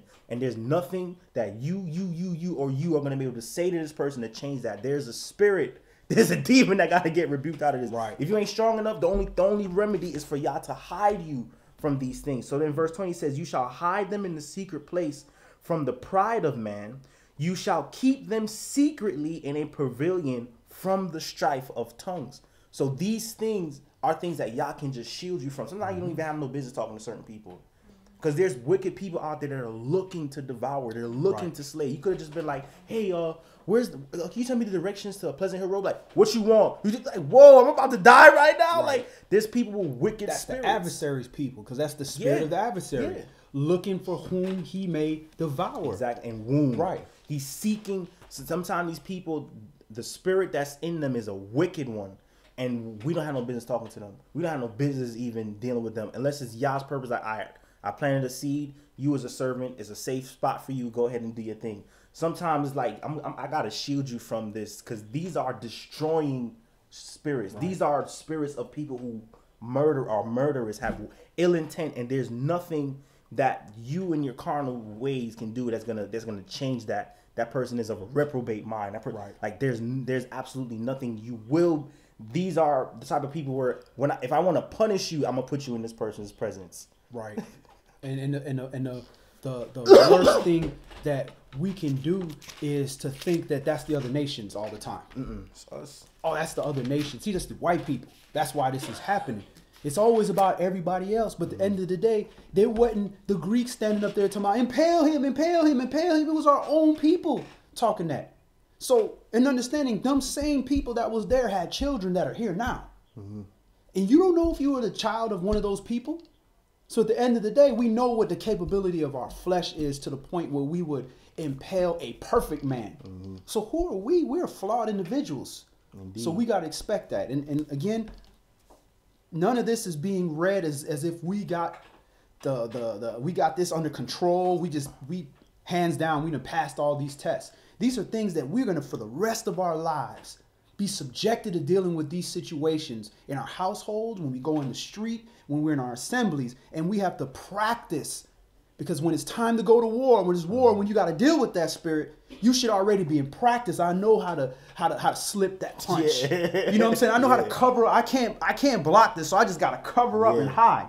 And you talking about in the pavilion, stay inside the hedge of your protection. Stay inside your body and stop letting your flesh come outside of that spiritual hedge that's there. Like the best example, Yahshua. Like there's certain of those Pharisees where it's like there's nothing he's gonna say that's gonna come out right to them. Through a hole in the roof or whatever. Yeah, it's like everything he say, they find a way to contort it and be like, nah, that's why you're a blasphemer. Nah, that's why your father is the devil, because you trying to heal this man. He's like, what? So there's like, believe me for the very works to say. Nah. You don't even believe that. That when that wicked spirit manifests, there's absolutely nothing that's gonna come out right. There'll be people who are intent on misunderstanding everything you're saying, and you're just like, nah, I gotta leave this alone. Right. Until now, the key is, how do we recognize that in ourselves when we are dealing with that type of spirit? That's the key. Yeah, you gotta. The first thing you gotta do, analyze yourself. Same thing God we did. All right, let me make sure I'm removed, keep myself. So, because the last thing you want to do is get delivered even more into that quicksand. You be like, let me just be easy and slowly remove my hand out of this lion's mouth, because that spirit of scorn and that spirit of like revenge and vengeance, you want deliverance from it. You don't want to be subjected to it at all. You don't want to argue with it. You don't want to give it no foothold to misread your words. It's like the less you devote to it, the better off you are. Right. Amen.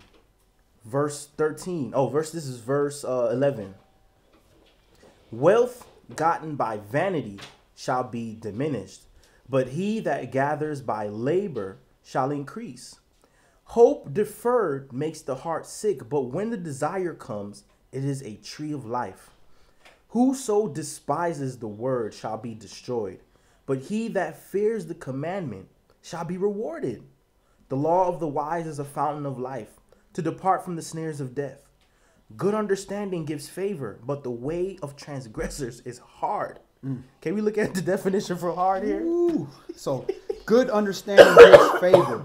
And again, understanding is to depart from evil. So if you have a good knowledge and wisdom of understanding of how to depart from evil, there'll be favor in that. Which means, okay, listen, I don't quite fully understand how to deal with this situation, but I know the righteousness of the situation. So I'm going to utilize that to depart from evil. This might not necessarily be gain me the answer to what I'm trying to accomplish, but let me just remove evil from the situation. And then now there's favor. Now things are falling in your favor. You know, things are working out the way you want it to work out. So what verse was that? This is verse 15.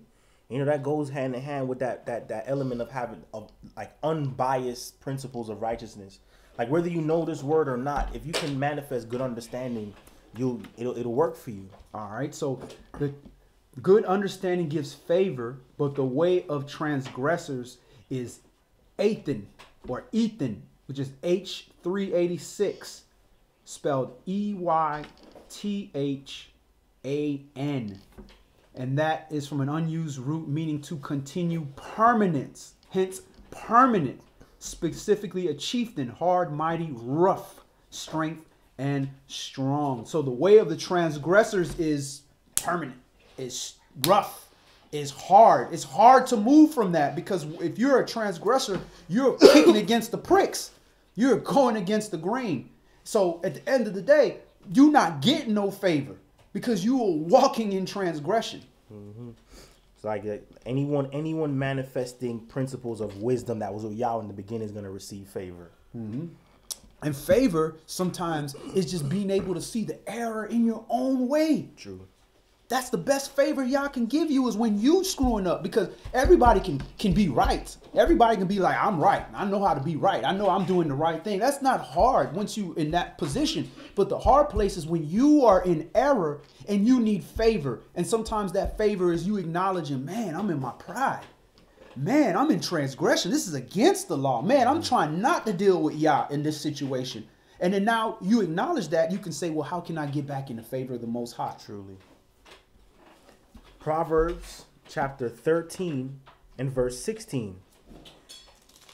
Every prudent man deals with knowledge, but the fool lays open his folly. A wicked messenger falls into mischief, but a faithful ambassador is health. Poverty and shame shall be to him that refuses instruction, but he that regards reproof shall be honored. The desire accomplished is sweet to the soul, but it is abomination to fools to depart from evil. So it is uttermost filthiness for fools to depart from evil. And those are the kind of people that, like you said, you just got to leave that alone. Once you done showed them, listen, it's not me. This is the righteousness of this word. And you done showed them that, and they still don't want to depart. At this point, you got to leave it alone, because first of all, you can't oppress somebody. That's oppression to him to do righteousness, because it's an abomination. Just like it's oppression to the Most High when we are carrying our vessels in abomination, because we are forcing him to have to deal with us. So once we acknowledge that, doesn't mean you got to cut him off forever, but you got to say, listen, I can't damage my wedding garment. I can't let you filth up my wedding garment. I'm trying to help you and clean you from a distance, but you know, like, yo, I can't just be all up. I'm gonna wipe this because it's gonna get off on me, and now I'm gonna be responsible for that. But now, if you see somebody's in a bad situation and you know you got to get dirty to help them because they're trying to help themselves, the Most High will gain favor in that. That's different. It's just like the one, don't meddle with those given a change. Like, right. They stuck in it and you put... And meddle, the Greek word that they used for meddle was a Hebrew. I think it was Hebrew. The word that they used is don't yoke yourself. Don't intertwine yourself with something. Two cannot walk together unless they're agreed. It doesn't mean that you don't say something to them. And see, that's why that word meddle is bad. You know, don't say something to them. That's not what it meant. Don't yoke yourself. Don't affix yourself to somebody that you see is given to change. They are not dealing with this word. Don't yoke yourself to that. Verse 20. Poverty and shame shall be to him that refuses instruction. Oh, that is not 20. 13 and verse 20. He that walks with wise men shall be wise, but a companion of fools shall be destroyed. Evil pursues sinners, but to the righteous, good shall be repaid. So you shouldn't worry about when you do righteous things. When you do righteous things, don't worry about being repaid. Because even if you're not repaid in this world, you're going to get a better payment. A way better payment. But we so concerned with, again, everything that we have, we got to keep it. We don't understand that concept that we are given more so that we can take care of others. Why? Because the system has taught us that. Because it's taken what has belonged to us. Everything that belonged to us, they taken it away. So when we finally do get hold of something, we try not to give it up. And that was the tactic of the devil, to make our hearts hardened and easily give up our blessings. Verse 21. Evil pursues sinners, but to the righteous, good shall be repaid. A good man leaves an inheritance to his children's children, and the wealth of the sinner is laid up for the just. Much food is in the tillage of the poor, but there is that is destroyed for want of judgment. He that spares his rod hates his son, but he that loves him chastises him betimes. The righteous eats to the satisfying of his soul, but the belly of the wicked shall want. And betimes means early. Chastises him early. As soon as he sees that issue, let me stop that right here. My mom, her favorite thing was always prevention is better than cure. She always would say that. And Shabbat Shalom, Sister Tanya, and Brother Yeshaya, Isaiah. It was good to see y'all. Hope to see y'all Bible study on third day. Let's move on. Let's go to Jeremiah chapter 13. So when you look at the fall of the kingdom of Yehuda, the southern kingdom, it was pride. We refused. Our pride said, nah, all these things that the prophets are telling us, nah, this is not going to happen because we got a whole different set of prophets that's going to tell us what we want to hear. So our pride did not want to acknowledge that we were falling out of the favor of the Most High. Because again, we had false power because we were still somewhat in control. We like, them Samaritans are wicked people. Oh, get them out of here. Yeah, we the Yehudim, we good. That's that false power. Ain't nobody coming against us. If Yahweh wanted to get rid of us, he'd have got rid of us with the other tribes. We good. And that's why we felt the hardest. Them other tribes that went to the other nations, they knew who they were before we did. Those other nations, they been knew they was Israel. We just found out maybe a couple hundred years ago, we just finally got wind of who we were. We got the worst. Why? Because we come from the kingly tribes. The priestly, the kingdom, and the warriors come from the southern kingdom. So there's more responsibility, and that warrior got to understand that law. So he makes sure he's fighting on the right side of the fight. That priest got to understand the law because he got to give the law. And that king has to understand the law because he has to rule the kingdom based on that law. So those were the three tribes that were three heads that got dealt with the worst because of their pride. It wasn't for lack of knowing this stuff. Because that's why they stayed in the kingdom longest, because they had a little bit more knowledge and were trying somewhat to keep it. Jeremiah, chapter 13, and start this at verse 1. Thus said Yahweh unto me, go and get you a linen girdle, and put it upon your loins, and put it not in water. So I got a girdle according to the word of Yahweh, and put it on my loins. And the word of Yahweh came unto me the second time, saying, take the girdle that you have got, which is upon your loins, and arise, go to Euphrates, and hide it there in a hole of the rock. So I went and hid it by Euphrates, as Yahweh commanded me. All right, and that's sometimes this is how life is. The Most High will just have you doing things that make absolutely no sense to you. That ain't for you to, when he wants you to understand, he'll let you understand. But you on the side of righteousness when you doing what Yahweh says to do. And these commandments are anything that comes out the mouth of the Most High is a commandment.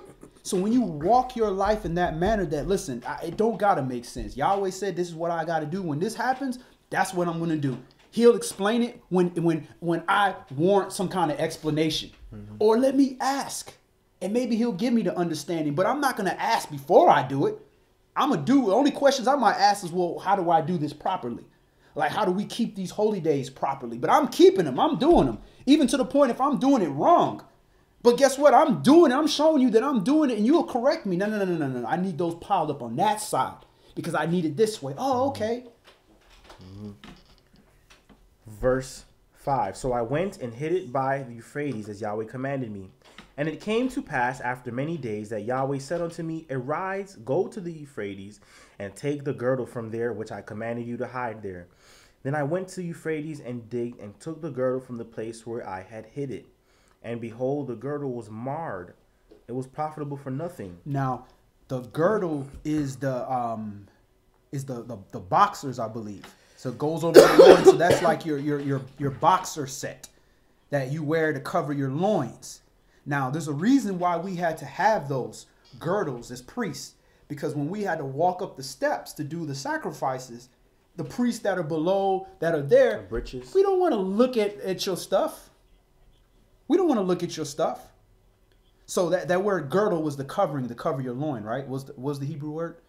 Like boxers and stuff like that, I believe is what they're talking about.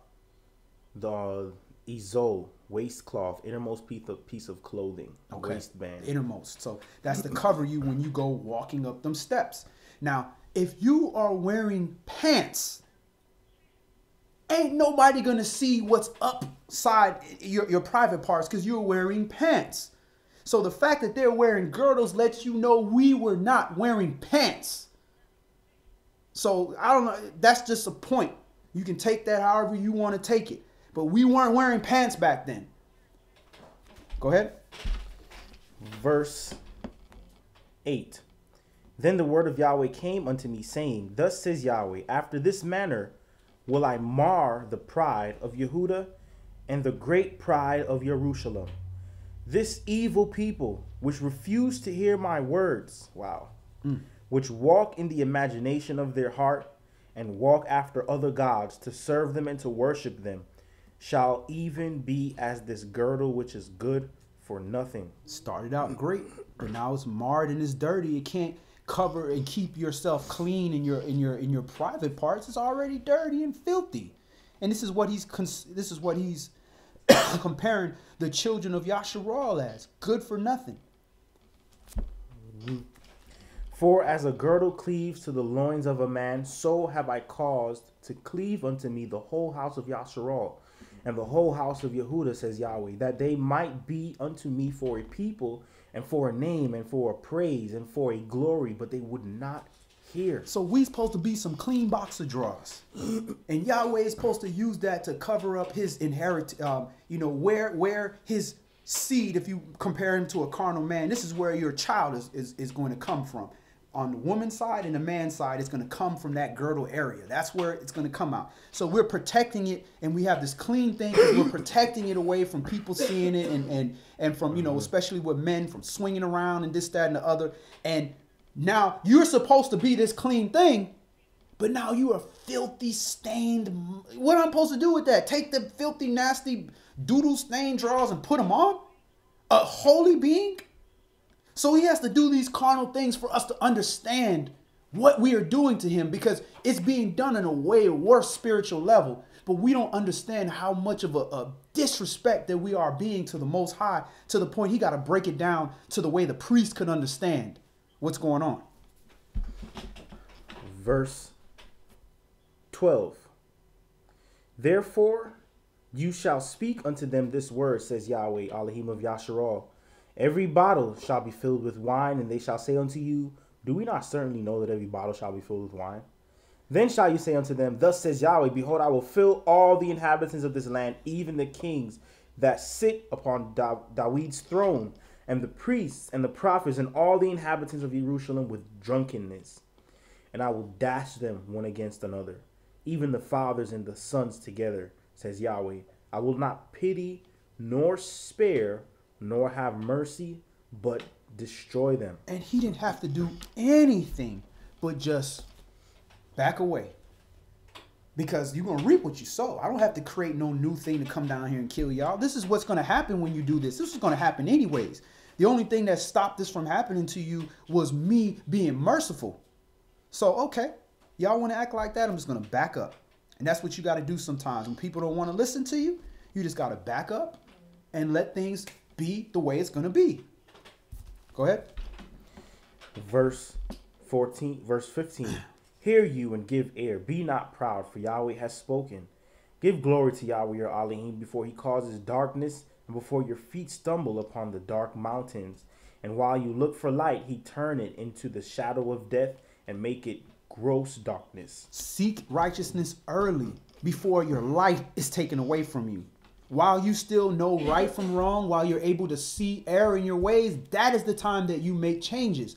Not when you already in utter darkness. At this point, the Most High may say you have already decided to make yourself a vessel of dishonor. So even if you made yourself so wicked that even when you trying to bless somebody, you blessing them in wickedness.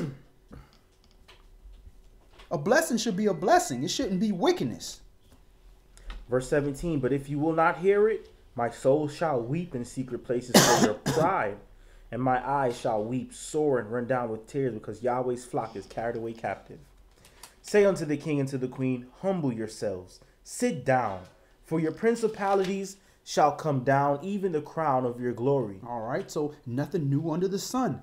Sit down. Be humble. It's nothing new under the sun. These are Bible verses. Go ahead. The cities of the south shall be shut up, and none shall open them. Yehuda shall be carried away captive. All of it. It shall be wholly carried away captive. And he's saying, humble yourselves, you kings, you queens. That's us. We the kings, we the queens. Not just talking about our leadership. Lift up your eyes and behold them that come from the north. Where is the flock that was given you, your beautiful flock? What will you say when he shall punish you? For you have taught them to be captains as a chief over you. Shall not sorrows take you as a woman in travail? And if you shall say in your heart, why come these things upon me? For the greatness of your iniquity are your skirts discovered, and the heels made bare. Can the Ethiopian change his skin, or the leopard his spots? Then may you also do good that are accustomed to evil. Therefore will I scatter them as the stubble that passes away by the wind of the wilderness. This is your lot, the portion of your measures from me, says Yahweh, because you have forgotten me and trusted in falsehood. Therefore will I discover your skirts upon your face, that your shame may appear. I have seen your adulteries and your neighings, the lewdness of your whoredoms, and your abominations on the hills of the fields. Woe unto you, O Jerusalem! Will you not be made clean? When shall it once be? All right. Let's go to Tehillim, Psalms, chapter 25. And the sowing, and it doesn't always mean that it's 25. And you be ashamed. Let them be ashamed who is transgressed, for his righteousness to be manifested in a situation. right. Give room for it. Right. Keep the commandment and wait for his will that worked for you before you came into this word is going to work for you after you've taken that covenant. It ain't going to work. Verse 4, show me been ever of old. Remember not the sins of my youth, nor my transgressions according to Way in the name of Yahshua. But then we want to bring up and we want to remember everything somebody has done for us in our entire life. How hypocritical is that? Do we truly want the Most High to forgive us of our sins? We can't do that. Once you become immersed and you asking the Father to wash away all your sins and don't remember it no more, don't use that to be the measurement of who I am. At that point, we got to say, okay, I ask for what I want. You treat people the way you want to be treated. Let me not remember everything everybody did wrong against me prior to me being immersed. That's just at least being fair. Then the next step is to go above and beyond and be like, this is new stuff you doing, but I'm still going to be merciful because I'm still doing new stuff and I want the Most High to be merciful to me. So that's how you ask mercy from the Most High, is by giving mercy.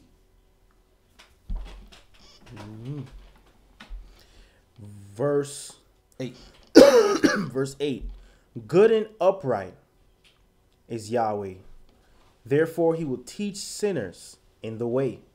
The meek will he guide in judgment, and the meek will he teach his way. But you have to be, therefore, a sinner that is meek enough to allow Yahweh to guide you in judgment, and meek enough to allow Yahweh to teach you his way. And that teaching can come through anybody. It doesn't have to be just the person reading or the person teaching. It could be you reading on your own in the spirit of understanding, or it could be a completely different person that you deem as not worthy enough to counsel you. But you should be listening for the words of the Most High in everybody's mouth when they speak. Verse 10. All the paths of Yahweh are mercy and truth unto such as keep his covenant and his testimonies. For your name's sake, O Yahweh, pardon my iniquity, for it is great. What man is he that fears Yahweh? Him shall he teach in the way that he shall choose. His soul shall dwell at ease, and his seed shall inherit the earth. The secret of Yahweh is with them that fear him, and he will show them his covenant. My eyes are ever toward Yahweh, for he shall pluck my feet out of the net. Turn you unto me, and have mercy upon me, for I am desolate and afflicted. All right, so it says mine eyes are ever towards Yahweh. You know, think about that when you pray. Go ahead. Verse 17, the troubles of my heart are enlarged. O bring you me out of my distresses. Look upon mine affliction and my pain, and forgive all my sins. Consider my enemies, for they are many, and they that hate me with cruel hatred. O keep my soul and deliver me. Let me not be ashamed, for I put my trust in you. Let integrity and uprightness preserve me, for I wait on you. Redeem Yasharal, O Elohim, out of all his troubles. Let integrity and uprightness, Yashar, preserve me, for I wait on you.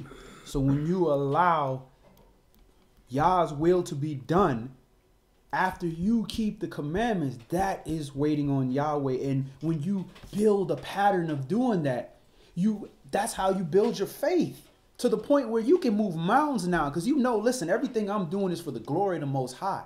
I'm not worried about what, like your song. It was a beautiful song. Y'all should check it out. It's on YouTube. YouTube is called Don't Worry by Yonatan Yasharal. Don't worry about things. Just do the right thing to the best of your ability. And sometimes the right thing may be the wrong thing. But if you're operating in the best of your ability, the Most High will show you favor, especially if you're studying and trying to learn to do the right thing. He wants to encourage you to do the right thing. But that removes the worry, because this fear and worrying and lack of faith is killing our people. This is why we dying the worst of all these heart problems and cancer and looking old as hell, young and all this type. Because you see our people, you can see certain people be 50, 60 years old looking young. You can tell that's somebody that ain't worrying. They doing something. That doesn't mean you be an idiot and don't handle your responsibilities, because then you're going to be in a lot of worry, because that ain't going to work out for you if you ain't handling your responsibilities. But have your faith in the Most High. Walk, do the right thing, and wait on Him. It's hard for us to do that when we are not accustomed to doing that, because we didn't do that in the past. So we always had to do things on our own. Well, the Most High is creating a new creature in us that doesn't operate that way. And you sometimes have to be the evidence of that, not only for yourself, but for other people. When you walk in that dangerous territory, when you do things that got other people looking like, man, that's crazy, I wouldn't do that. But when you trust the Most High and you keep the commandments and you do what you need to do, it will be a praise report. It will be a praise report for people. And we're not seeing evidence of that in this world. It should come from the ambassadors of the Most High, should be the evidence of this world, that those that wait on Yah will not be ashamed. Hallelujah. All right, let's go to the conclusion. Let's go to, and when you look at the word meek, it was H6035, which is Anah, which is just another form of Ani, which we read earlier. And that is from H6035, ANAW. That's from depressed in mind or circumstances, needy. Now it says especially saintly. So it's letting you know that's a humility. Humble, lowly, meek, poor. It's not being used for somebody who's just physically poor. Mark chapter 7 for the conclusion. Mark chapter 7. Because at the end of the day, what is the bottom line? Where does the prideful end up? That's the bottom line. Or where will they not be? And that should be the thing that is the chilling reminder in our minds when we catch ourselves in our pride. Because everybody got to deal with that. This whole nation is built on pride. The proud, home of the brave, land of the free, all this stuff.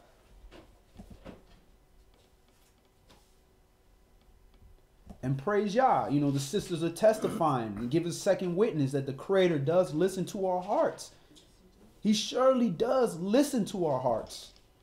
We don't want to listen to our heart because we think our hearts are pure. You need to listen to your heart. And praise Yah for the Holy Spirit that knows how to pray for you things that your heart ain't ready to deal with.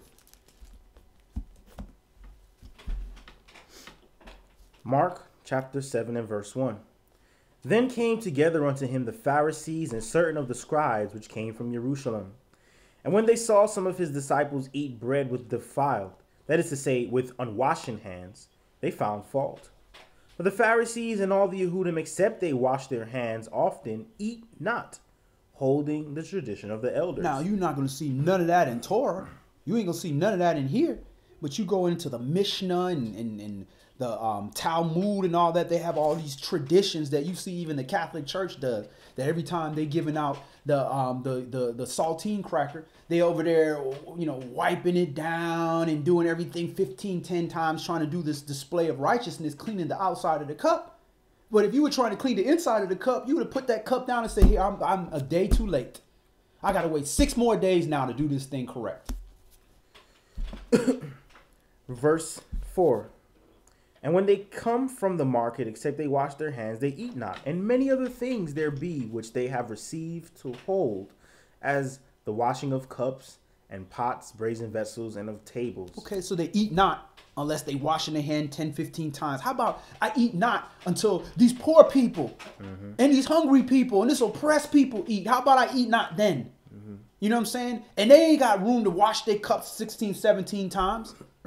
But we don't put that. We put the outward view of our righteousness. We put that out and display, and we focus on that. Where your fringes at?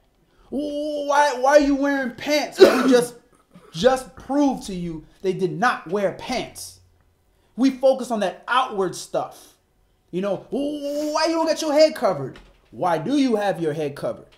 But we don't want to focus on the inward things. Or why you just passed that poor person and you getting ready to go walk in this bar and go buy some wings and do all this stuff, but you done passed up the poor person.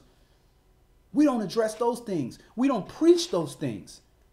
Because the people want to be justified of outwardly things that can make themselves feel prideful about their heritage. Nobody can see what's inside your heart. Nobody can see the good deeds you did behind closed doors to justify you and make yourself good. So we don't want to focus on those things. We want everybody to see this nice head covering that I got on, and let you know this nice beard I got growing. So you know, oh, he a Hebrew.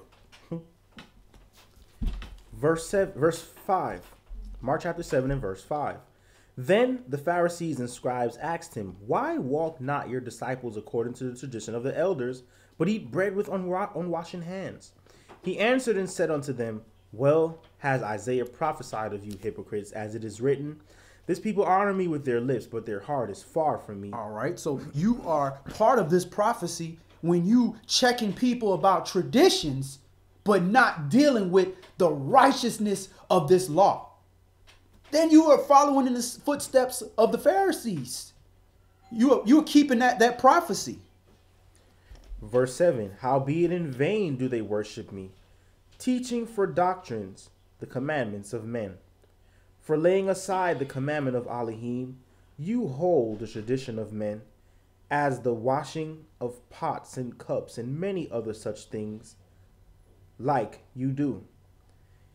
And he said unto them, full well you reject the commandment of Elohim, that you may keep your own tradition. For Moshe said, honor your father and your mother, and whoso curses father or mother, let him die the death. But you say, if a man shall say to his father or mother, it is korban, that is to say, a gift, by whatsoever you might be profited from me, he shall be free. And you suffer him no more to do aught for his father or his mother, making the word of Elohim of none effect through your tradition, which you have delivered, and many such like things do you. And when he had called all the people unto him, he said unto them, hearken unto me, every one of you, and understand. There is nothing from without a man that entering into him can defile him, but the things which come out of him, those are they that defile the man. If any man have ears to hear, let him hear. And when he was entered into the house from the people, his disciples asked him concerning the parable. And he said unto them, are you so without understanding also? Do you not perceive that whatsoever thing from without enters into the man, it cannot defile him? All right, so even the disciples that walked with him, the Lamadim, they had a question. They said, wait a minute, hold up. Whoa, you just said some pretty strong things here. But see, that's the difference between people that's just showing up and people that's truly trying to understand. Because the same situation happened. We said, you know, if you don't, unless you drink my blood and eat my flesh, you have no part in me. Folks is like, yeah, I'm gonna wrap up this cable. Let me pass me that sack. We up out of here. They didn't take the time to ask him, Shabbat Shalom, sister. They didn't take the time to ask him, what did you mean? At least the Lamadim asked him. Oh, you sound like you saying some weird stuff. Shabbat Shalom, elder. We are at Mark chapter 7 and verse 16. For the conclusion. If any man have ears to hear, let him hear.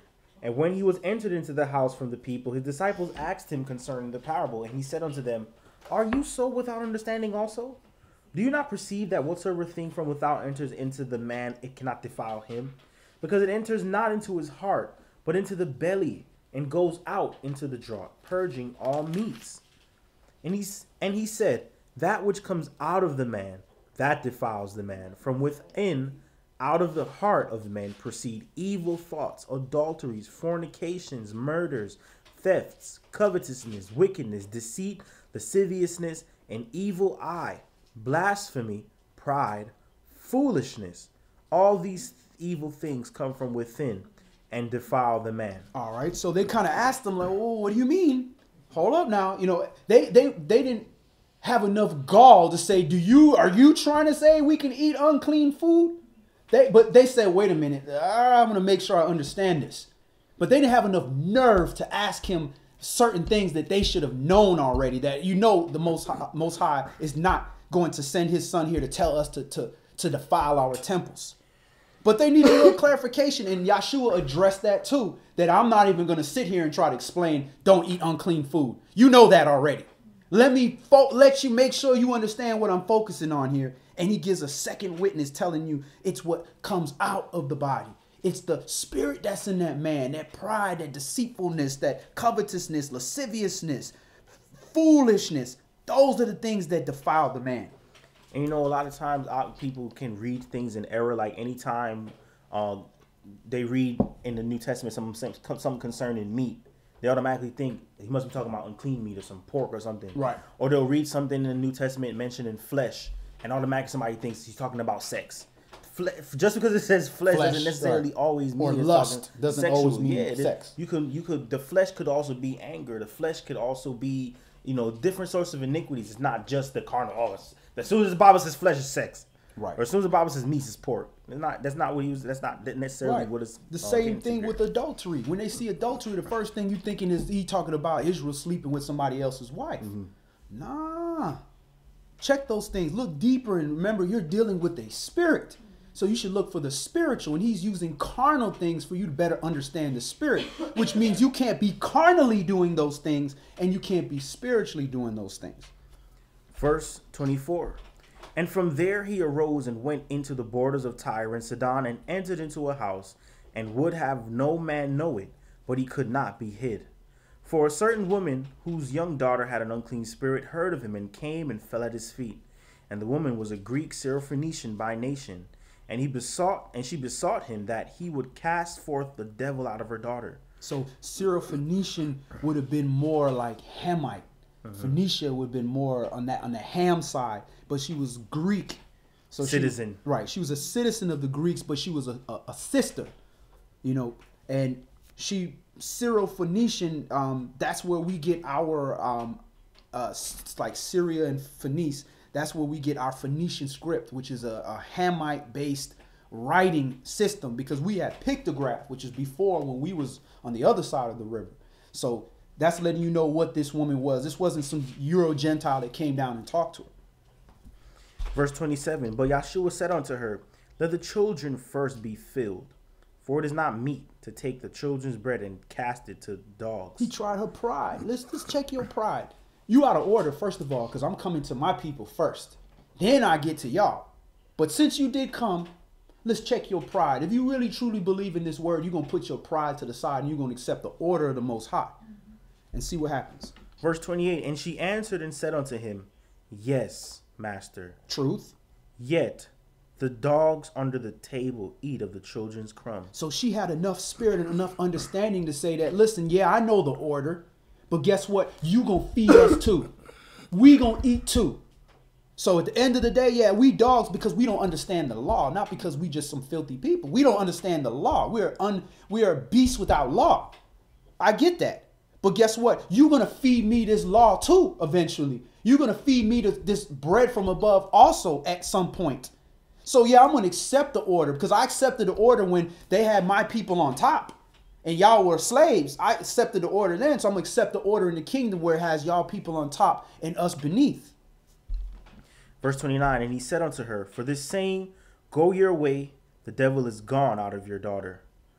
And when she was come to her house, she found the devil gone out, and her daughter laid upon the bed.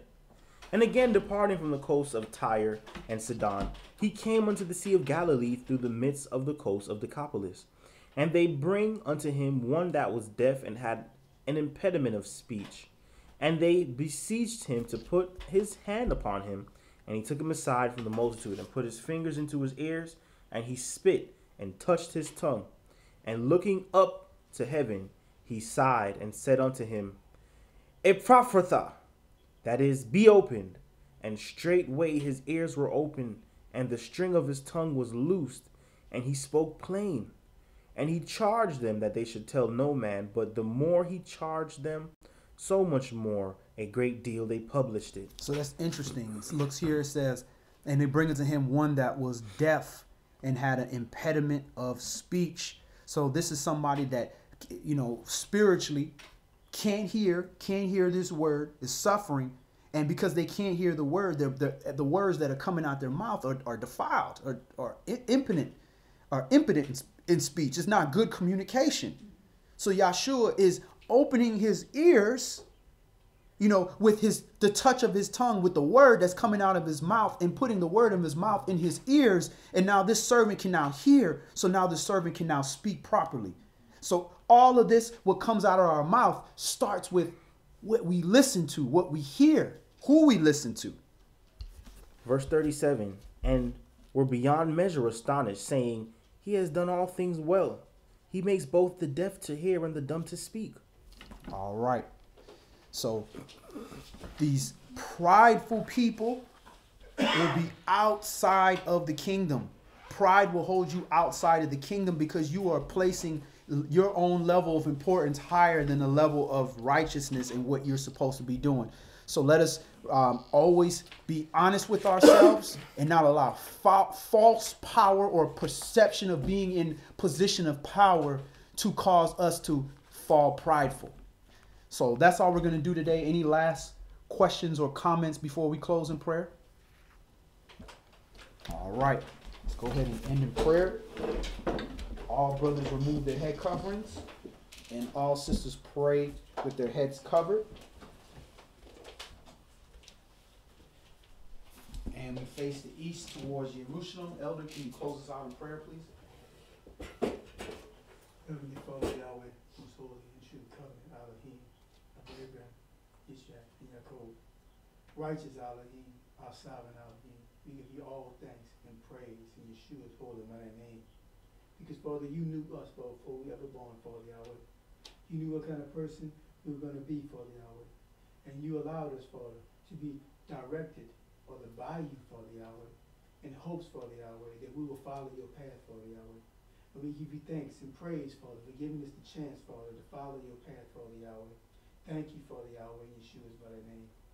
Father, I pray to touch all our hearts, Father, that it stay malleable, soft, Father, to receive your word, Father Yahweh. And allow us to understand your word, Father, and give us the strength to do your word, Father Yahweh, and not just hear it, Father Yahweh. And Father, we want to be able to do your works, Father Yahweh, and give you your glory that you are righteous and deserve, Father Yahweh. And we give you thanks and praise, Father, for allowing us to be able to strive for your greatness, Father Yahweh, to one day become righteous, Father, to live in your kingdom, Father Yahweh. We give you all praise in Yeshua's holy and mighty name. Amen. Amen.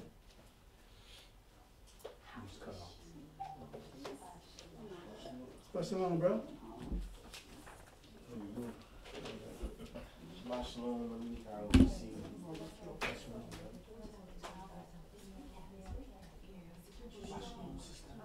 Talked to the brother and sister across the street and found out that how small the world is.